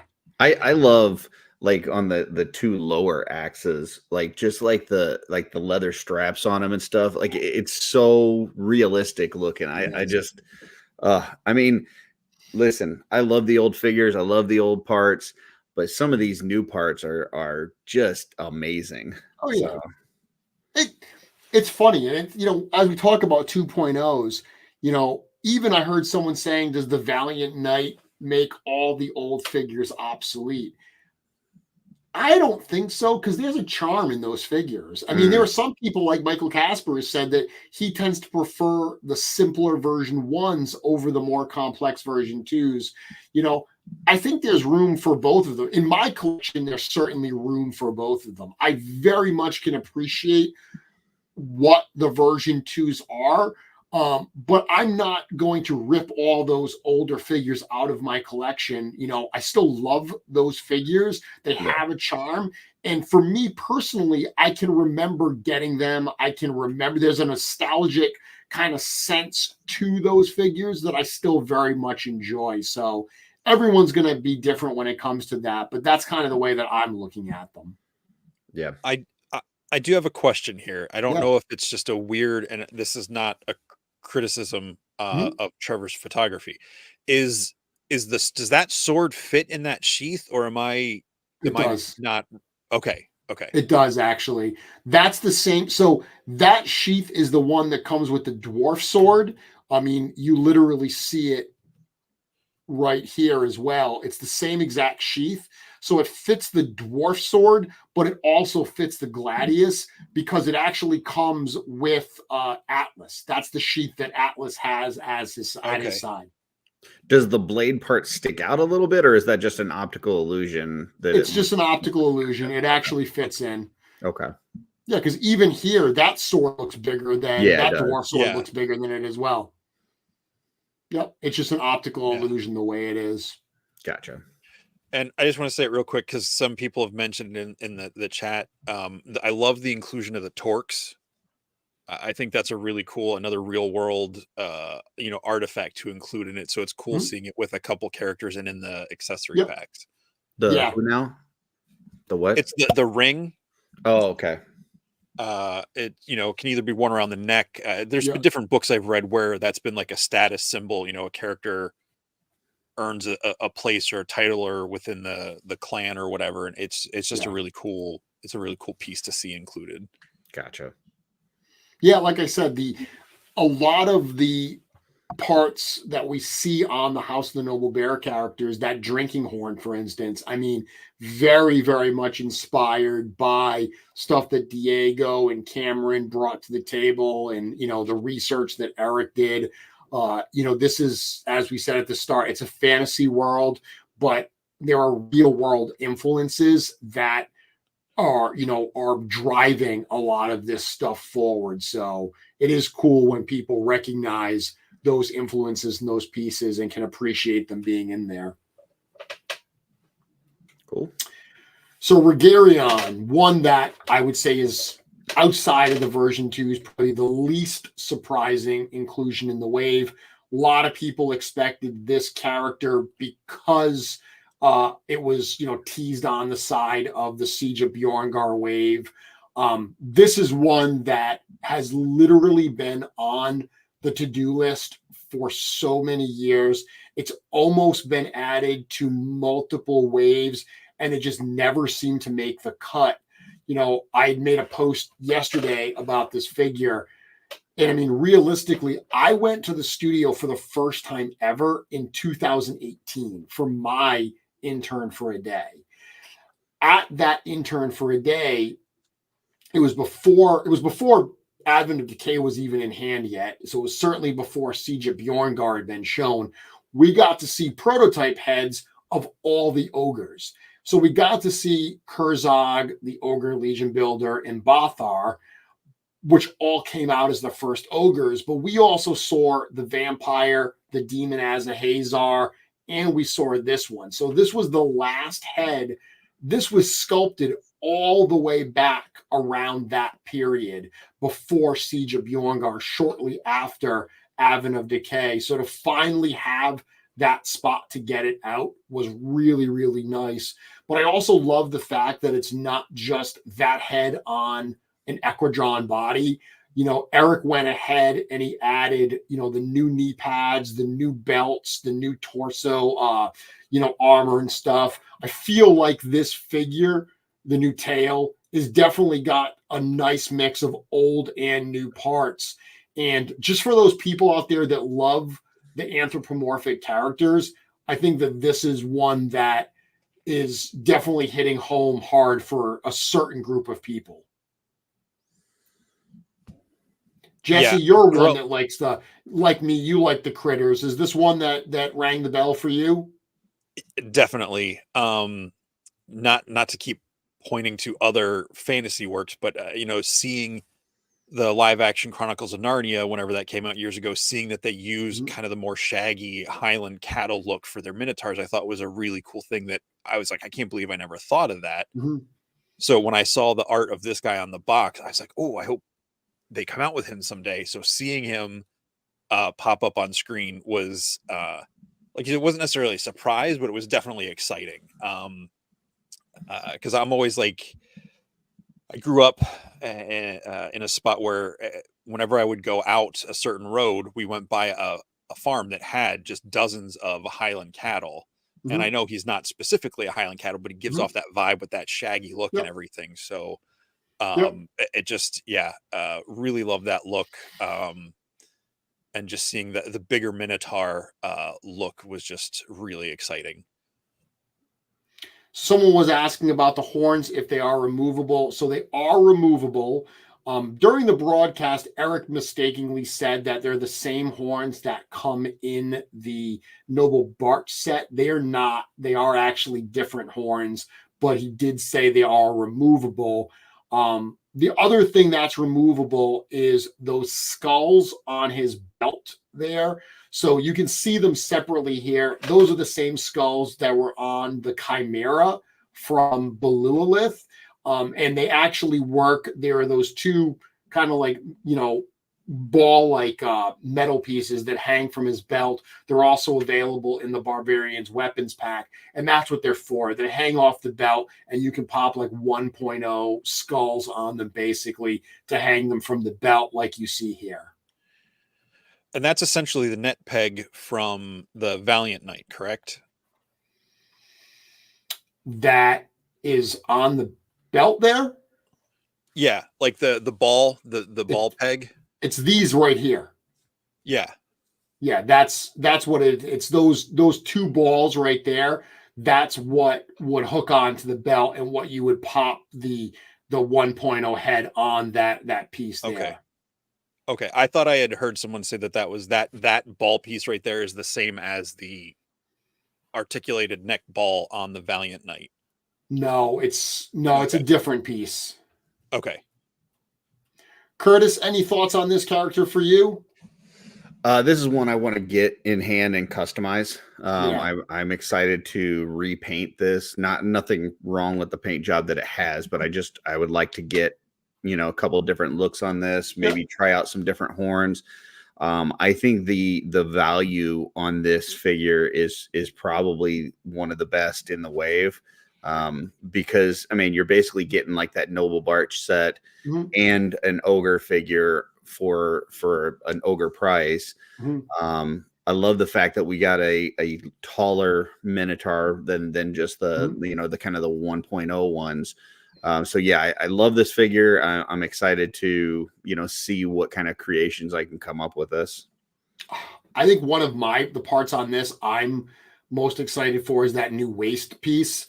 Just that, like all the belts, all the layered kind of, textured fabric, like looking pieces. It's not soft goods there, but those textures and everything. I really, really like that. That's a piece that I can't wait to pull off him and use. I have existing customs that I immediately want to use that on. Yeah.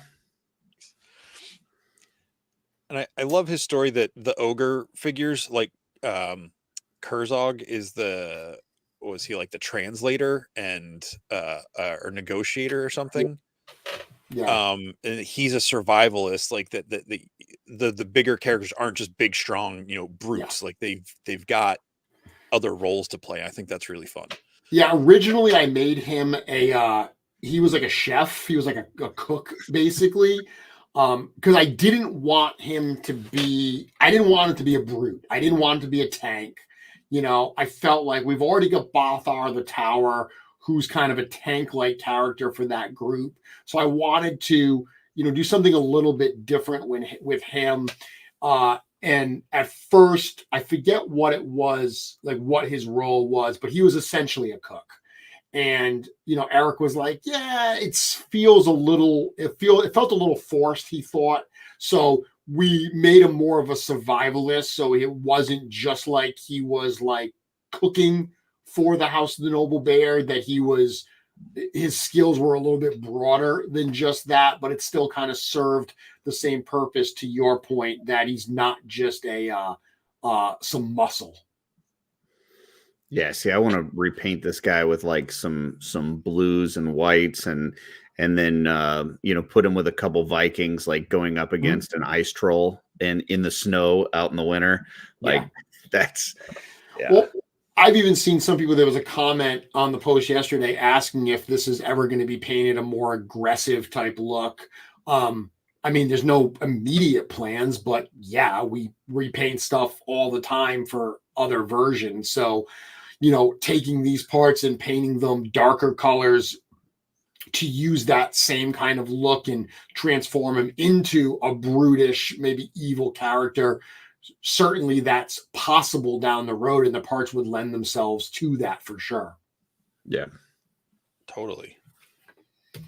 So another one that was created towards the end of the process was Yoshanai Kari. And this is one where we wanted to blend a couple different influences. Eric wanted to use the Monkey King armor again. We put so much work into those parts.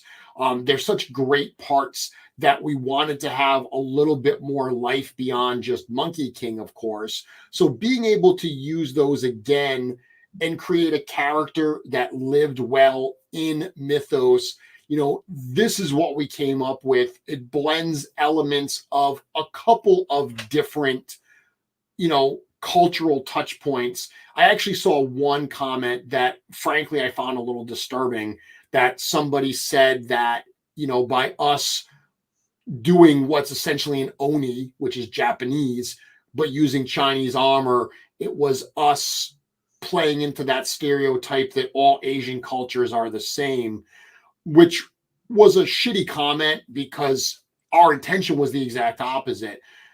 Our intention, as we talked about earlier, about real world influences, being inappropriate in a fantasy setting. We didn't want to make a Chinese warrior. We didn't want to make a Japanese Oni. We wanted to make a new race that existed in mythos, but they borrowed from some cultural influences in our world that we could kind of breathe into this character to honor different cultures with our new creation. So certainly it was a minority comment that said that, and I'm only bringing it up because I read it and it did rub me the wrong way. But it's always good to know what our intentions are, I think, in these things, beyond just creating what we hope is a cool looking character. Now, Curtis, I know you are not into the critters and stuff like Jesse is, so that big old Minotaur may not have hit his home for you as much as it did for Jesse. But this is one that I imagine you would have some fun with, both from a character and from just a parts perspective. Yeah, I mean, this, a lot of the old like Harryhausen flicks and stuff like that, like, where you'd have some like statues come to life and they would, fight for you, but they were basically like mindless drones. Like that's what I felt like when I saw this character. I'm like, this is like perfect army building guy. Like, I need like 10 of these to just kind of fight my battles for me. So, and at first I was really excited because I thought it was an orc when I saw the green. I was like, we got an orc in the wave, but not quite. But yeah, I love the parts. I love the reuse of the armor. I think it's really well done. And I think it's a cool way to kind of introduce, in my opinion, a Legion Builder-esque figure. Obviously, it's not a Legion Builder price, but I can see this character as one where you need multiples. Yeah, yeah. He does have some different colors on him. You know, you mentioned the green. He very much could be an orc. Like when I saw him in green, because we wrote a new race for him called a Yokanari, which plays on the word yokai, which is Japanese demon. And it basically is meant to say, is a demon. That's kind of, the etymology of that word that we were trying to create there. But with that look, it could be easily an orcish type variant. One of the things I love about this particular head and look is I feel like you could paint that face the same color as the helmet and transform that from like a flesh and blood face to a mask that he's wearing. I love that idea. That is an amazing idea. Totally get a new look there. The fabric pieces we have for the upper arms and legs, that's a brand new color here. It's like a deep, we've gotten the red before on, the Bushati character and stuff. This is the Praetorian. The Praetorian, yeah. This has got a deeper, almost there's more brown in that reddish there. So you've got a bit of a different look there beyond just the look of the armor. But then you got that second head as well that's kind of got those like translucent horns that are coming up. Is it smoke? Is it horns? It leaves a lot open to the imagination. Jesse, what were your thoughts on this character? What points do you want to talk about? Man, the new colors are great. I love that that kind of deep kind of wine burgundy color on the soft good arm pieces. When I first saw it, I thought, orc as well, but then, when the demon part got revealed, I really like how the demons aren't all they're not all in Arethyr. You've got some in Poxus, you've got some here, you've got some there. I just like that they spread around and they have different personalities to the way the culture and story builds within this world. And I think this character is just fun. Like how I think it says something about how when you don't need stealth or something like that, you send this guy in. That he's just this unstoppable force of a character that gives off just that kind of relentless, not going to stop until he gets his target kind of thing. And I think it's really cool. I love all the different real world elements that are worked into it between the different things, like you said, because it's not, you're not saying this is not representative of this Japanese story or this Chinese character or this or that. It can be its own thing, because that's what storytellers do. We take little bits of stuff from everything we know or experience or see and try to rewrite it in our own way. Yep. And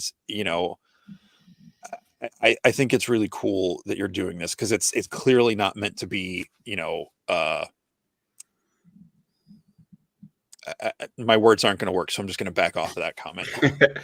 Well, you know how you've done your gargoyles where you kind of give it that stone treatment. Yes, like that's what I want for this character. Like I cool. could see myself getting like 5 of these and putting that gargoyle stone look to it, like they're statues that came to life. Like that's what I want. Yeah, absolutely. I would even wonder how this would look if you painted it like terracotta warrior colors. Oh yeah. That's another, the idea of living statue with this character I think would be very, very cool. Again, another example, lots of different hands, both of those heads. He's got the dual wielding, which dual wielding is something we don't do a ton of. I did that with Sir Gerard because I love the idea of a dual wielder. But, this character here having those two swords with the sheaths at the side and then that new spear, glaive type attachment. I love that. And you mentioned the bio here. This is an example of, okay, I want to write a bio for this character that serves to make Scapular cooler. And you see that multiple times in this wave. There's a lot of stuff I do that's very thinly veiled. Jeremy wants to show what an awesome character Scapular is because he is unapologetically my favorite character. I always liked Scapular, but writing the story, he is just so much fun. He's that character. If Mythic Legions was a sitcom, he's the Fonz, okay? He's the character that he doesn't get to do a lot, but every time he's on screen, he's everybody's favorite because he's Scapular. But you're right, Jesse, that what I tried to do here is, not only create a cool new kind of race. I mean, he's the ghost of a demon. So he's not a ghost. He's not just a demon. He's a demon's ghost. And the fact that as, a spectral demon, he doesn't have any tangible needs, yet somehow Scapular convinces him to basically be his henchman.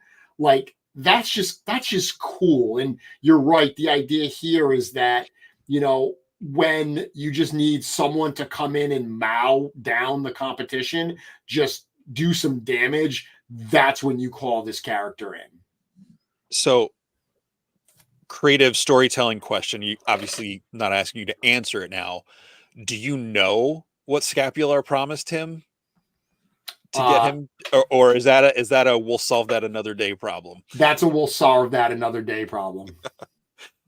Because that's one thing in storytelling and writing. It's like, oh, this is really cool. I'm gonna have to figure that out. And then you get to that point. I'm like, oh, okay, I got to come up with this really cool idea now. Yeah. Yeah, no, I don't know what he promised him at this stage. It's one of those things that you work it into the bio, and there are some things that we work in the bio that we already have the answers to, but that is an example of one that we don't. Cool. I look forward to figuring that out someday down the road.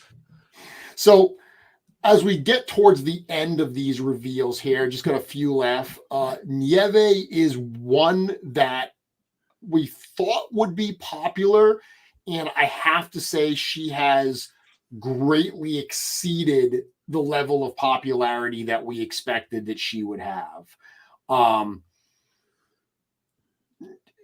Not only, I mean, obviously we knew that the Legions ladies, who I would be remiss, by the way, if I didn't thank the Legions ladies for filling in for me last week while I was watching Planes, Trains, and Automobiles. They did a wonderful job picking up this Wednesday night time slot for their first ever Legions lady show. So thank you all very much for filling my slot for me last week. But we knew that they would appreciate this character, but we didn't make it just to say like, hey, we know the female fans want, more female figures. We never do that. We never just check a box for one specific thing. She was a character we wanted to see, and it's been really heartening to see not only the female fans latch on to this character, but just the fans as a whole really appreciate this character and her design and her story. Curtis, what were your thoughts on this character here? This is my number one. So number one, okay. This is my number one, and it's not even close. Like, in a wave where you can give me a bear that stands taller than a troll, and this is my number one. It says a lot, and I think she's absolutely phenomenal. I think the paint job is great. I think the parts that went in this are perfect. Just the fact that we're getting a 1.0 female in general is awesome. Love the parts. I think it's just an absolute masterpiece. Yeah, it's gorgeous, and it was, like I said, this was the biggest one for me. throughout the reveals, even with the emotion in the room with some of the other reveals and stuff. This is by far my number one. Yeah. So I knew we were going to do a 1.0 female. We said that right from the beginning. I was really surprised when Eric told me that she was going to be a frost elf. Like, that was not one that I saw coming, partially because, in my brain, even though we've got like Lord Bardrick, who's a 1.0 build, I still always imagine the elves as being, more delicate type characters, I guess I would say, and not taking anything away from how awesome they are and how powerful they are. But when he said 1.0 female, I was imagining someone that was quite honestly less beautiful than Neve is.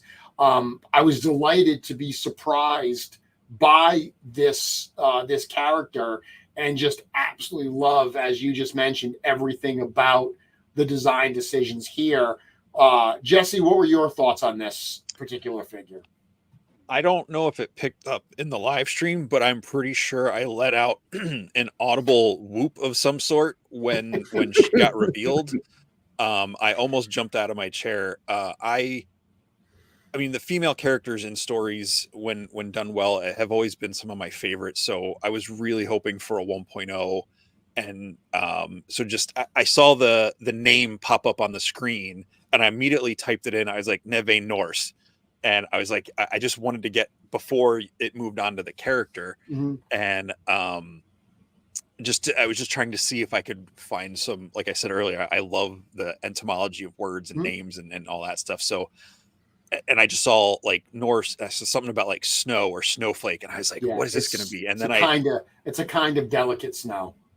And I was like, what's this going to be? Delicate snow. And then she popped up and I was like, yes.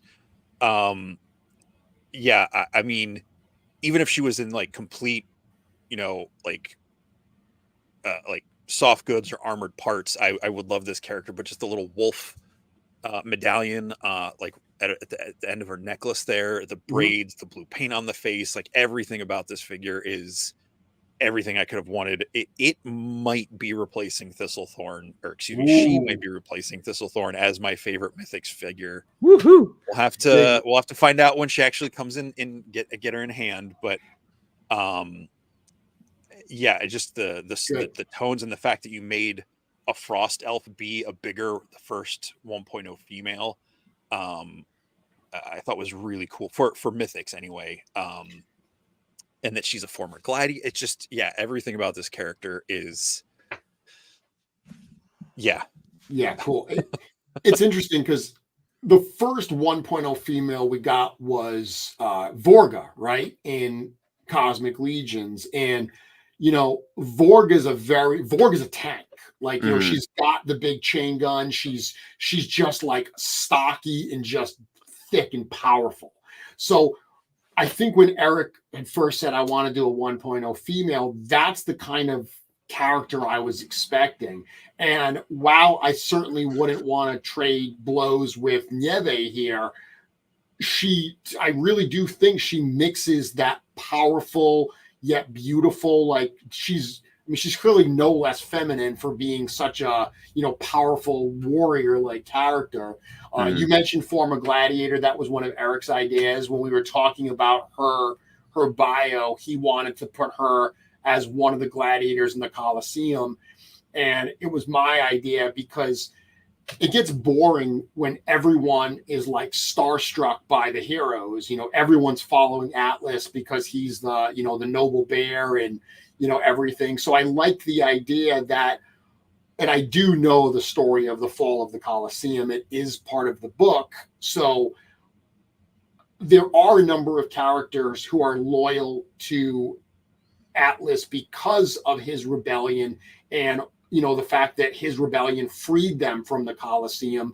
So I thought it would be fun to play the opposite side of that and think about somebody who maybe being in the Colosseum wasn't such a bad thing, where they were kind of a celebrity within that fighting arena, and how the fall of Mercurios in the Colosseum actually destroyed their life.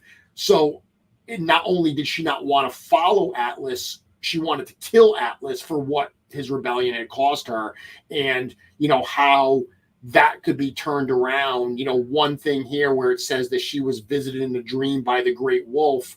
Originally, it was the great owl when I wrote it, and Eric said, "Can we change the great owl to the great wolf?" Because he liked it better. And you notice that she's got the wolf motif there. Her helmet that is included here, Joe actually suggested this helmet because with that addition, it kind of has almost like wolf-like ears. So there was already, a wolf tie-in to this character. So that's why that change was made. But I do like the fact that it creates an interesting story, I feel, for her with those bios. Yeah, absolutely. Yeah. I love the whole, she initially wanted to kill him, but then was convinced to join his side. I know it's not the same. And again, it gives off vibes to me of Braveheart's my favorite movie. It reminds me of Steven a little bit, where, I mean, he obviously was there to help, but when you meet him in the movie, you're like, oh, he's going to kill them. He's crazy. So there's just a similar thing that I just always relate things to other things. It's not a one-to-one comparison, but I just like that. And the whole Great Wolf thing, that makes me hope that maybe we'll see a Great Wolf mount type figure at some point down the road. Just because wolves are my second favorite animal. So seeing that in there, whether it's 10, 15 years down the road, I'm here for it. Yeah, I'm sure a lot of people, when they saw the mention of the Great Wolf, were immediately like, Great Wolf, we want that. I mean, it just goes, it's another great character that would go along with, with Xylona and Basilia and all the rest of the great beasts. So interesting. So you're imagining the Great Wolf as an anthropomorphic character as opposed to an actual wolf, like a Fenrir type, Fenris wolf type, Norse type wolf. Yeah, I'd imagine it, I'd imagine it more in the line with the great beasts characters, something, either a lesser version of whatever their line was, or a lost sibling or something like that. Okay. Curtis, anything else to add on Nieve here, or should we go to the best figure in the wave?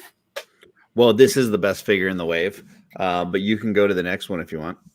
Agree to disagree, because not only is this my favorite character, but this was actually, you'd have to have a heart of stone not to admit that this was an enjoyable part of the reveal special. In the room, there are certain points where I would take the shear off screen, so people watching at home wouldn't see, but I had to advance it on the screen. So people in the room saw the Amir, saw this particular title come on the screen. And anyone that had either read the short story I wrote or had heard the Euro Legions, reading of that story were familiar with this character and kind of expecting this character. But obviously the surprise that we revealed was that the character's name was actually Amir Kaspar, which was a nod to Michael Casper. And we also revealed that Broder is Norse for Brad. So the names of those two characters were nods to those two guys from Legion's Lair. But one of the things that I said to Michael privately when I went behind the curtain and talked to him a little bit is, we didn't name this character for the figure. This character has actually been named in the book for almost a year now. So I had written this name for Scapular's alter ego, Amir Kaspar, knowing that Michael Casper, his favorite character is Scapular. It also had, it just all worked together for me. When we came up with the name Amir Kaspar, we didn't want to use Lord. We didn't want to use Baron. We wanted to use a name that had a more kind of Middle Eastern type feel for that kind of nobility. So Amir worked really well. And one of the names of the three wise men in the Bible story is Casper. So it all just kind of worked. It felt like it had the right feel while also being what amounted to a very touching tribute. but very cool. So this deluxe character here, all kidding aside, it is my favorite. The fact that we get two distinct looks for this character. We get this look here with the robe and the mask. I know a number of people have said they can imagine buying multiples of this to have this as kind of like a group of assassins or a group of bodyguards for the actual scapular build, which of course we get to see here. As I iterate through these, before I talk a little bit more about the figure itself and the build, Jesse, what were your thoughts on Scapular? I don't know if he's one of your favorite characters or not, but what did you think of this reveal? He because I don't have the original one, and it's one of those things where like it's hard to get attached to characters I can't get my hands on. So I was really hoping we'd get a version of 2 at him at some point. And when you put out that story about the master and the apprentice, and then the mirror and the whole story about the red star and everything, I was really intrigued. And I can't remember if I messaged you, but I think I said, oh, he's going to have like an updated, silver faceplate that comes off. And you said something like, oh, just watch and see, or something non-committal like that, which of course was not expecting an answer.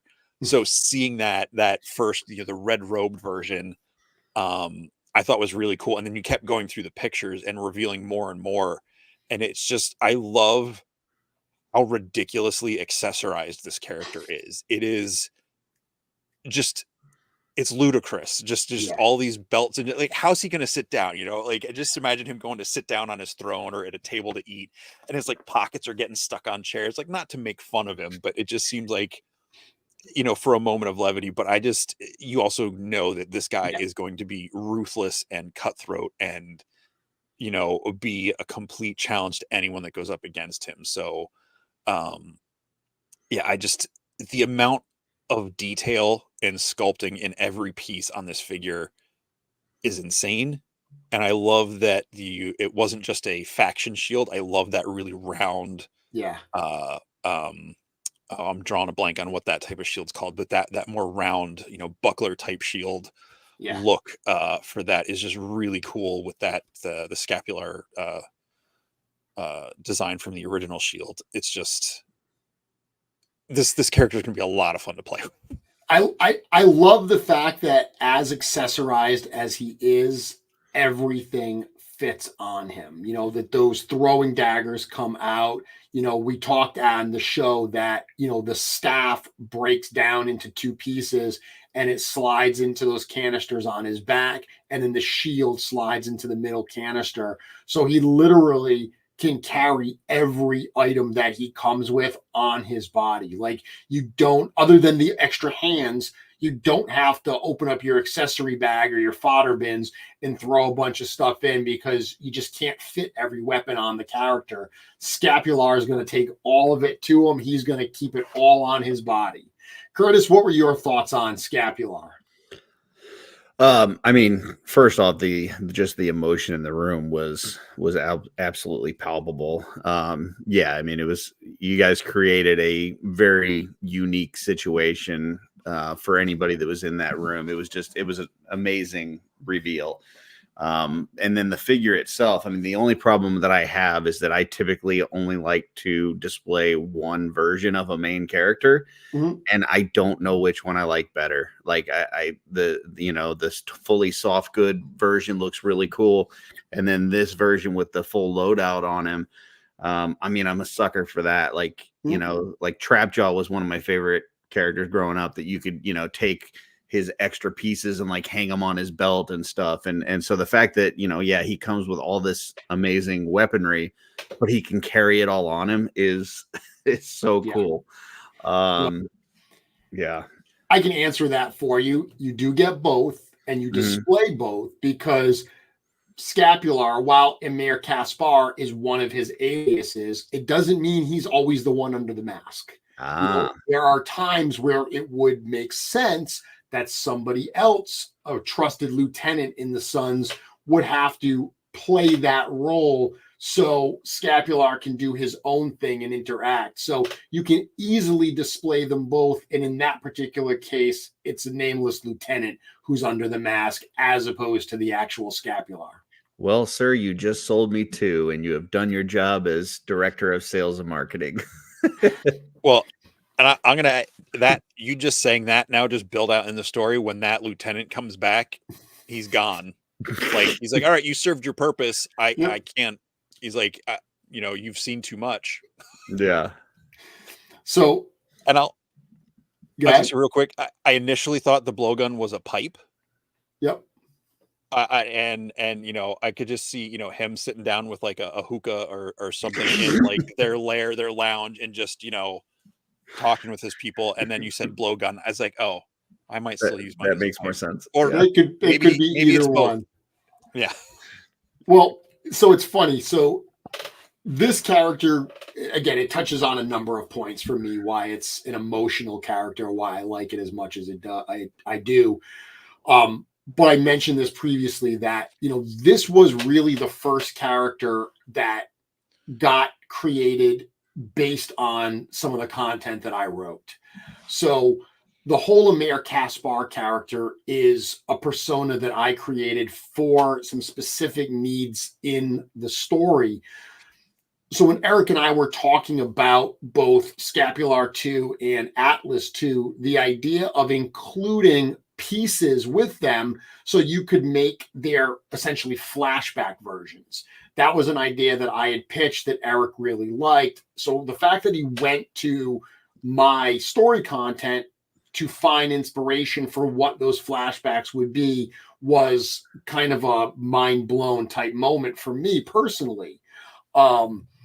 The blowgun, there's a scene in the book that I wrote that he uses a blowgun. And I'm going to be embarrassed to admit that I didn't think to myself that a skeleton can't use a blowgun, that they have no lips, nor do they have lungs. So it makes no sense. But the fact that it makes no sense and Eric still wrote it, Eric still included it, instead of saying, Jeremy, change the blowgun, that a skeleton can't use one. Scapular could, because he's Scapular and he'll find a way that he could use a blowgun. So I love the fact that something that ridiculous got introduced for this character that got included. And yeah, like I said, from a personal level, seeing some of my ideas get actually brought into my favorite character is very, very cool. Factor in everything else. And yeah, it's unbelievable. I'm going to say this, and I know a lot of people don't like this answer, but I mean, it's a skeleton that can walk around and talk and fight. So why can't it use a blowgun? Sure. Exactly. I was actually looking back on Sir Gerard's bio too. And, since he wants to overthrow Scapular, maybe the person under the Amir mask is really Sir Gerard. Who knows? Who knows? I mean, listen about how much I gush about Scapular here. Maybe Sir Gerard doesn't want to throw him. Maybe it's just more idol worship. Maybe Sir Gerard is like a creepy stalker and he wants to wear Scapular's face. It's the opposite of Starscream. Yeah, there you go. I'll do anything to protect you. And then, of course, we introduced beyond this figure, we introduced Umbra. We talked for a while about, does Scapular get a steed? What kind of steed does Scapular get? I'm trying to figure out what made the most sense. We said this during the broadcast. A lot of people assumed that we were going to do a skeleton horse, which would have made a ton of sense to do a skeleton horse since we have those parts. But talking through it, saying being a character that loves beauty and opulence, he wouldn't ride a skeleton. Like, he wants something beautiful. And really, we ended up it was very obvious to land on a unicorn. It's something that Eric had wanted to do for a while, but being able to do it not in the typical white, beautiful unicorn, like people would have assumed that a unicorn came with Artemis, or, you know, one of the Flaw characters, or even one of the, you know, Convocation of Basilia characters. But to make it a dark unicorn and put it with Scapular seemed to be another one of those surprises that I think Four Horsemen Studios are so good at. Jesse, what were your thoughts on Umbra, the unicorn? Was that a surprise? It was definitely a surprise. I was thinking it would be, you know, maybe like a mix of, you know, skeletal and flesh horse, you know, somewhere between Flogus and Conibus. And then I was sitting next to Patrick Patterson, and right before this revealed, he was like, "What if it's a unicorn?" And then it popped up on screen, and you know, we both kind of lost it. It was great. I love the dark, twisted take on it. Mm-hmm. You know, it's, of course, like, it's everything in Scapular's bio talks about the opulence and the extravagance and everything, and it just never occurred to me unicorn. So yeah, it's almost like that moment in Legend when, you know, the girl like goes to the dark side with the Lord of Darkness and in the black dress. It's like, Mm-hmm. oh no, unicorns can't be bad. But I love it, and I love the option to swap it out to a more traditional looking horse as well, because I already know 3 characters for my book that I want to use that kit for. So yeah, it's funny that, you know, we did the unicorn, and it was really just a no-brainer to include the extra horse head, tail, and mane, because people have asked for a black horse, and while we've done, you know, Alithia's horse Phobos, while we've done 2 different horses for the Headless Horseman, none of them were just black horses. You know, Phobos is got a skull face. Both of the Headless Horsemen have green hooves or red hooves. So to do a more like realistic black horse, it made a lot of sense to do that here. And it's funny that once we did it and Eric saw this build, this is actually Eric's favorite build for the horse. Like, he prefers this over the unicorn build just because he really likes the way that looks. So being able to, with just a few additional parts, once again, add that value, add those different options, I think was a big bonus for this. What were your thoughts on this, Curtis? So beforehand, I had told numerous people, including my wife, I don't want another horse. I'm done with horses. They take up too much room. I don't have the space. I've got more horses than I ever thought I would have in my collection. So please, I hope that they don't do a horse. If they do, I'm going to probably have to, you know, trade it away out of my all-in. And then you guys bring out this unicorn, and my wife immediately looks at me and she goes, "I want it." I go, well, there you go. So I know where mine's going. She's adding it to her collection. So oh, that's excellent. Yeah, she's like, you're not trading that away because I need that. I'm like, okay. But seeing the 2 of them together, it's like that. This shot right here makes me very, very happy. Yeah, it's awesome. Yeah, when you started doing the bios on the horses, especially with the Necronominous wave last year, it's just something I always love in fantasy stories, is the connection between the horse and the rider. And so just this one being so unique and so over the top, it just goes so well with Scapular. And we tried to do that with the bio, you know, making it, you know, obviously it's a status symbol for Scapular, you know, the fact that he can brag that he paid a kingly sum to acquire the unicorn. But also, you know, adding that last part there that ties the fact in that, you know, Umbra's magic has actually helped Scapular on multiple occasions. You know, a character like Scapular, yes, he loves opulence. He loves having things next to him, but he's always thinking 5 steps ahead. So something he can have that's a status symbol, but that's also a tool that he can use and that can help him further his ultimate ambitions. That's just the exact kind of character, the exact kind of steed that he would have. So it really made a lot of sense to write that in for this pair of characters. Like I said, once again, writing bios that ultimately just make Scapular cooler.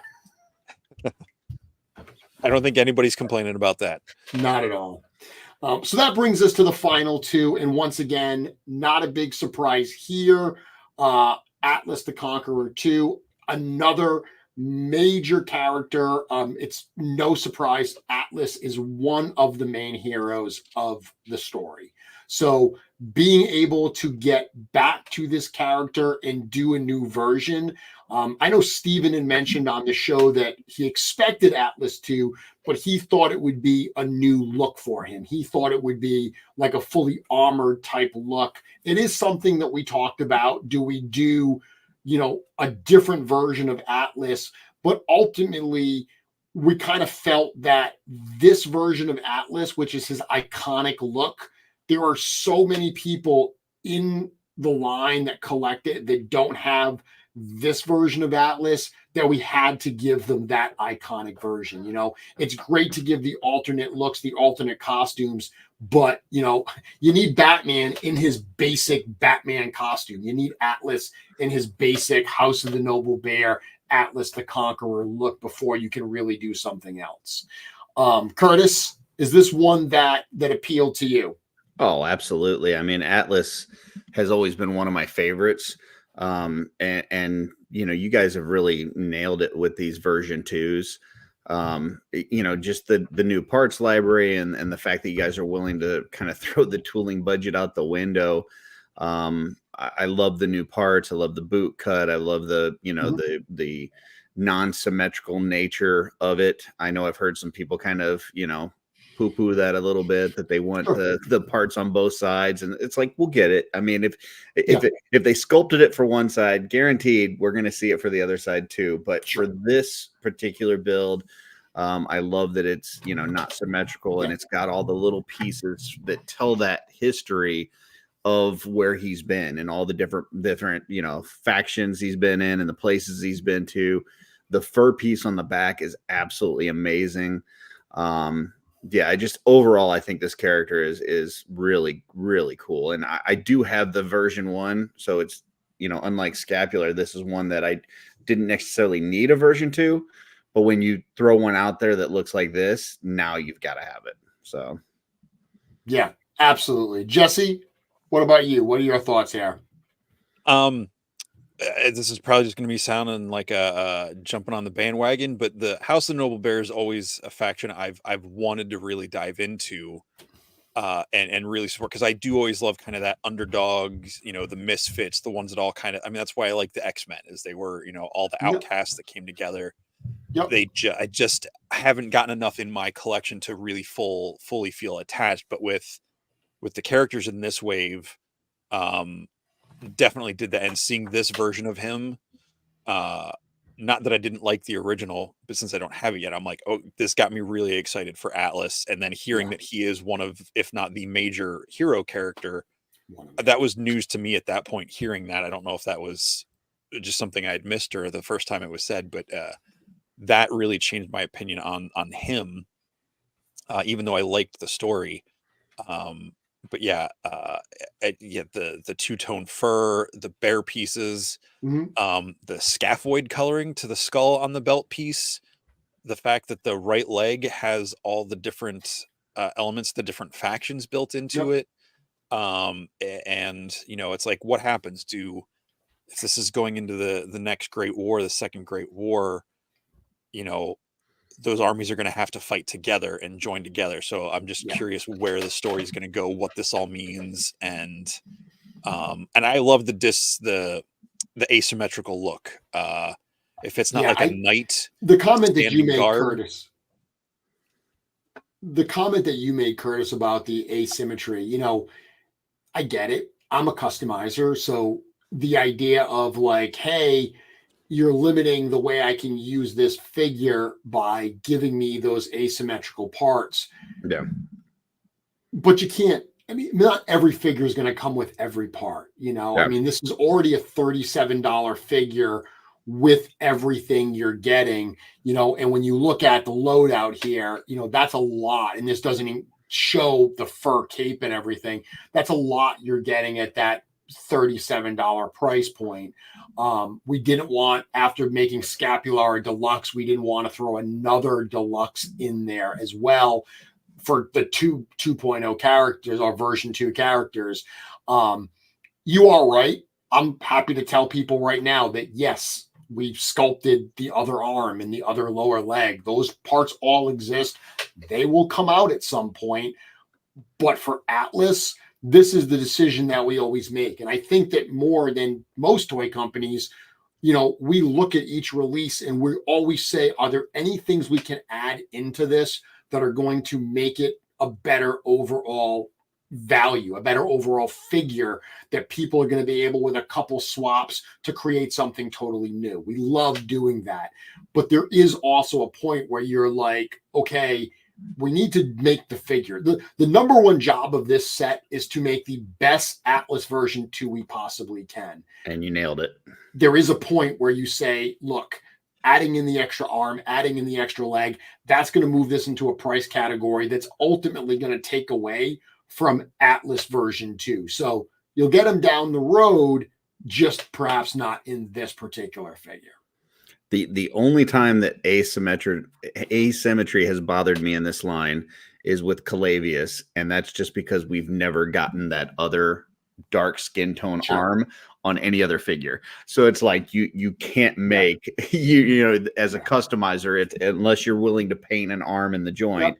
It makes it a little bit difficult. But yeah, something like this, I'm all for it, because it does create a really awesome look. Fair enough. So this is the flashback look, and what we do here is you take off that gauntlet he has at his wrist there. It's a little hard to see on these photos, but he does have this necklace, and we actually didn't say this in the reveal special, but the bio for Bodvar talks about Rish's tree, the tree that was at the home of him and his wife, where he basically buried her body after she passed under the tree. And that tree's destruction by orc raiders is what basically got Atlas to pick up his weapons once again. That necklace is a piece of bark from her tree. So that's what he's wearing around his neck. So at this point in the story, this is before he's met his eventual wife. This is when he's a gladiator in the Mercurian Colosseum. This look is actually called Bjor the Victorious. That's the name that he fights under in the Colosseum. So this build here is that Bjor the Victorious look. So even just with those couple swap of parts, you do get this really cool gladiator type look for this character. Can I ask a question on this picture here? Yeah. So normally, like from the elbow joint, it goes down to the gauntlet, and then there's a separate piece, and then that goes down to the wrist. On this picture here, is that all one piece, and then that gauntlet that we looked in the other just slides over this? Yeah, it's similar to the gauntlets on the ogres. Okay. Yeah, so that's a separate piece that just slides right on. That's really cool. I like that. Yeah, it's nice to be able to pull apart in like that. It gives a little bit more flexibility. Is that something that might, for characters it applies to, that we would see more of, where it's like a slide off piece as opposed to a fully molded forearm piece? When appropriate, it's something that we like to do when we possibly can. Other times it's harder to do that, but in this particular case, we knew we wanted to do like the full bare lower arms. But Eric also wanted there to be that gauntlet. So we talked about, do we include 2 lower arms? Like, we talked about different solutions for that. So the fact that he was able to make it a slip-on gauntlet. And by the way, I say this, we got to preface everything with, until the tooling's done at the factory, things could change. But this 99% positive that's what it's going to be. It's a slip-on gauntlet, so you can get either one of those looks. That's awesome. I like that a lot because I mean that's something that we've never had. Yeah, is that fully skinned arm yep. all the way down without a gauntlet look. So that's really neat. Yeah, and that's like I said, it was important to us to sculpt that full set there, to have the bare arms, to have because we've seen this a number of times. There's a lot of parts that are sculpted already that people haven't seen. Mm-hmm. As Eric's updating Knight parts, I mean, we saw it in the Valiant Knight, right? So the Valiant Knight figure, those pauldrons, that waist piece that's on the Valiant Knight, that was sculpted as part of the Necronominous wave. It was sculpted before that because we delivered it to the factory months before. Those parts weren't even used in the Necronominous wave. So when Eric's sculpting these things, he's oftentimes, even if he doesn't need the part now, he's doing the mirror of different things. So we have that symmetrical parts because it gives us so much more flexibility for future builds with the library and with these characters. Cool. Very cool. So that obviously leads us to the final reveal. This was a lot of fun to do. It's so tough because I've watched the replays of the Bodvar reveal, and I feel like they don't capture the actual burst of energy in that room. Like, I'm sorry, I'm just laughing at a comment on here. Somebody said Bodvar has 2 bare arms. He does. He does have 2 bare arms. Yes. Maverick was also pointing out that we are way past Jeremy's bedtime. That's true. But we had to get through this. We're almost done, guys. Thank you for hanging out with me for an hour past our normal time. I feel like when we revealed Bodvar, this is the one that Eric was so nervous about. And he talked about on the show that he knew how much work sculpting the fur on this bear was going to be, that he separated it from the rest of the sculpting. So during the day, he would sculpt the rest of the wave. And at night, for months, he would slowly pick apart. He would just fire up his computer and spend an hour and a half, 2 hours just sculpting fur. So he put so much into this figure that he was really nervous. And you look at the figure and you're like, why were you nervous about this? Like, it's such a home run. But after putting so much into it, he wanted it to land the way that it clearly did. We joke, the way I talked about it during the reveal was intentionally fun, where I said, years ago, Corn Boy said Atlas rides a bear, but we had to really ask ourselves whether it made sense to do a bear. All new tooling, big piece. And then we did a bear. And, when Joe brought that out, I feel like the room just exploded. Like, I saw people jump out of their chairs and just yell. And it was like, it took my breath away. It clearly was just, wow, so much energy. Did you guys, you were in the room, did you feel that energy the way that I did? Oh yeah. Yes. Yeah. It's weird because part of it, like part of the surprise of G-Con, I felt like was kind of ruined this year by what you did last year. Because last year, like, a lot of us went into it and said, oh, we'd love a full skeleton horse, but there's no way they're going to do a full skeleton horse. And then you guys did it. We said, oh, there's not, all these things that we thought you wouldn't do that you did. So then going into this year, when everybody's hoping for a bear, and then like you start to have that in your back of your mind going, there's no way they would do a bear. And then it's like, wait a minute, this is the 4 horsemen. Of course they're going to do a bear. Like, so it wasn't shocking that it was there that you guys revealed one. But what we saw was the shock, like how massive it is, how great it looks. And then when you brought out the standing version next to the troll, it was like, the room just lost it. So, this is one that, like, outside of the Legions community is clearly getting a lot of interest. There's a lot of people that are just really blown away and excited for this bear character. So that was very cool to see as well, because, you know, anytime we can do something that's going to raise awareness of the company and the brands and get people to maybe pull the trigger on their first few figures, that's obviously a win for all of us. Yeah, I mean, I've been a big fan of the D20 animals that they do, and I've seen a lot of people use that with different toy lines.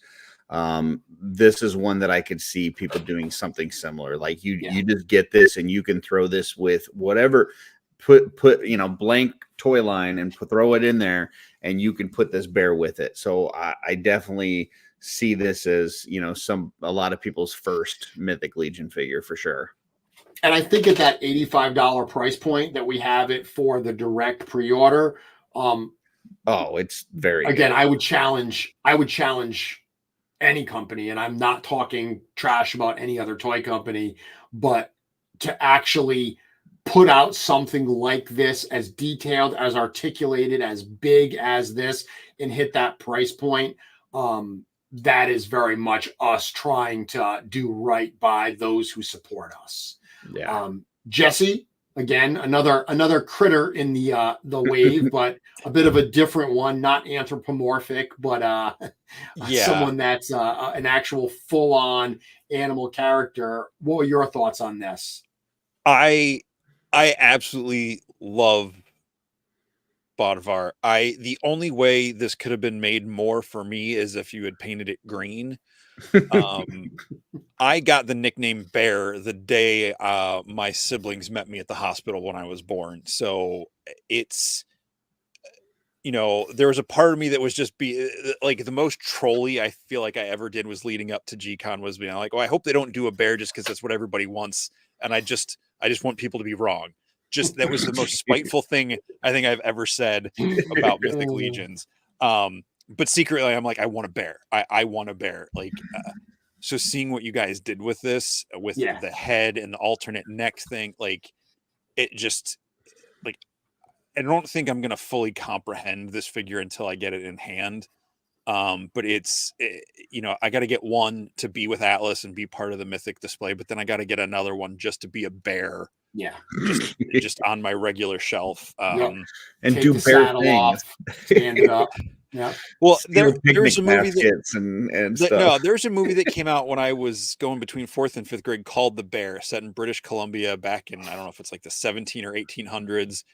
And it's just about this hunter tracking this big grizzly bear who has like adopted this orphaned bear cub.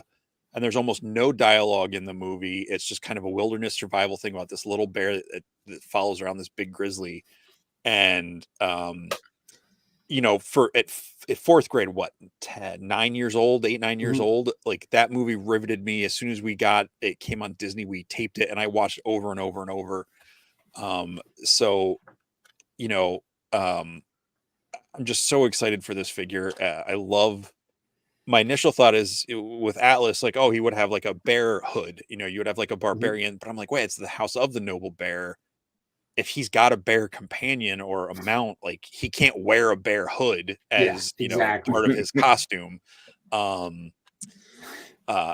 yeah, this figure is amazing. I cannot wait to get it.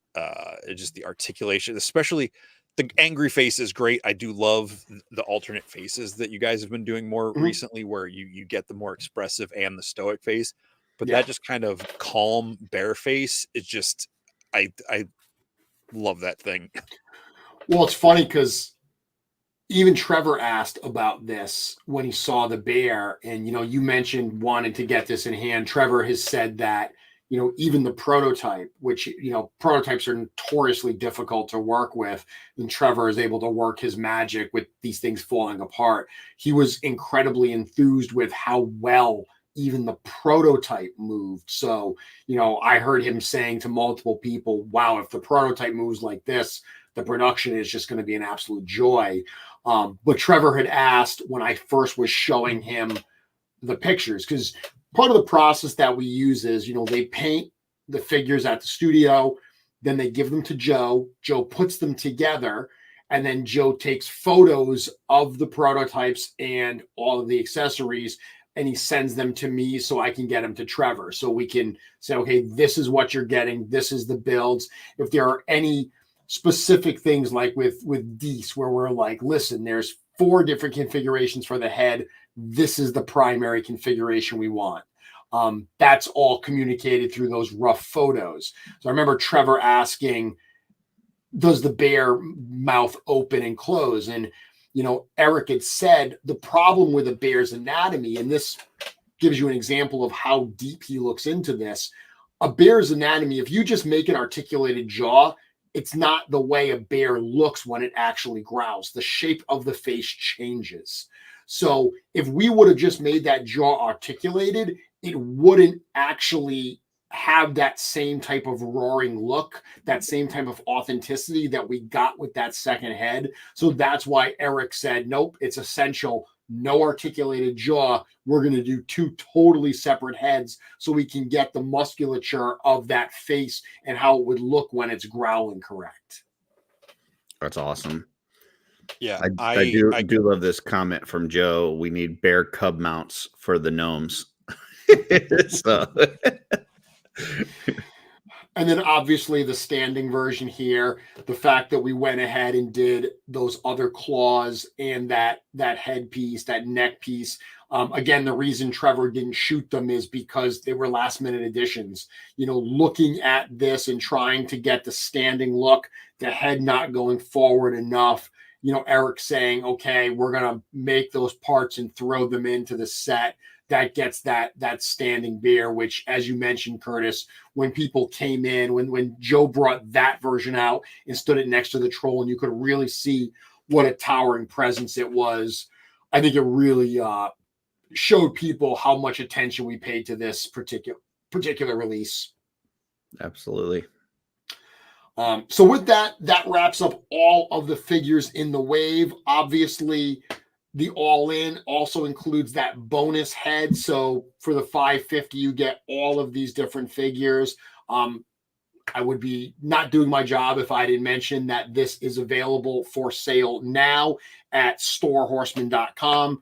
The sale runs until January 14th. So you've got some time to plan out what it is you want and get those pre-orders in. Guys, any last comments, any last words you want to mention on the wave before we let everybody go after this epic Mythic conversation, literally the longest episode ever?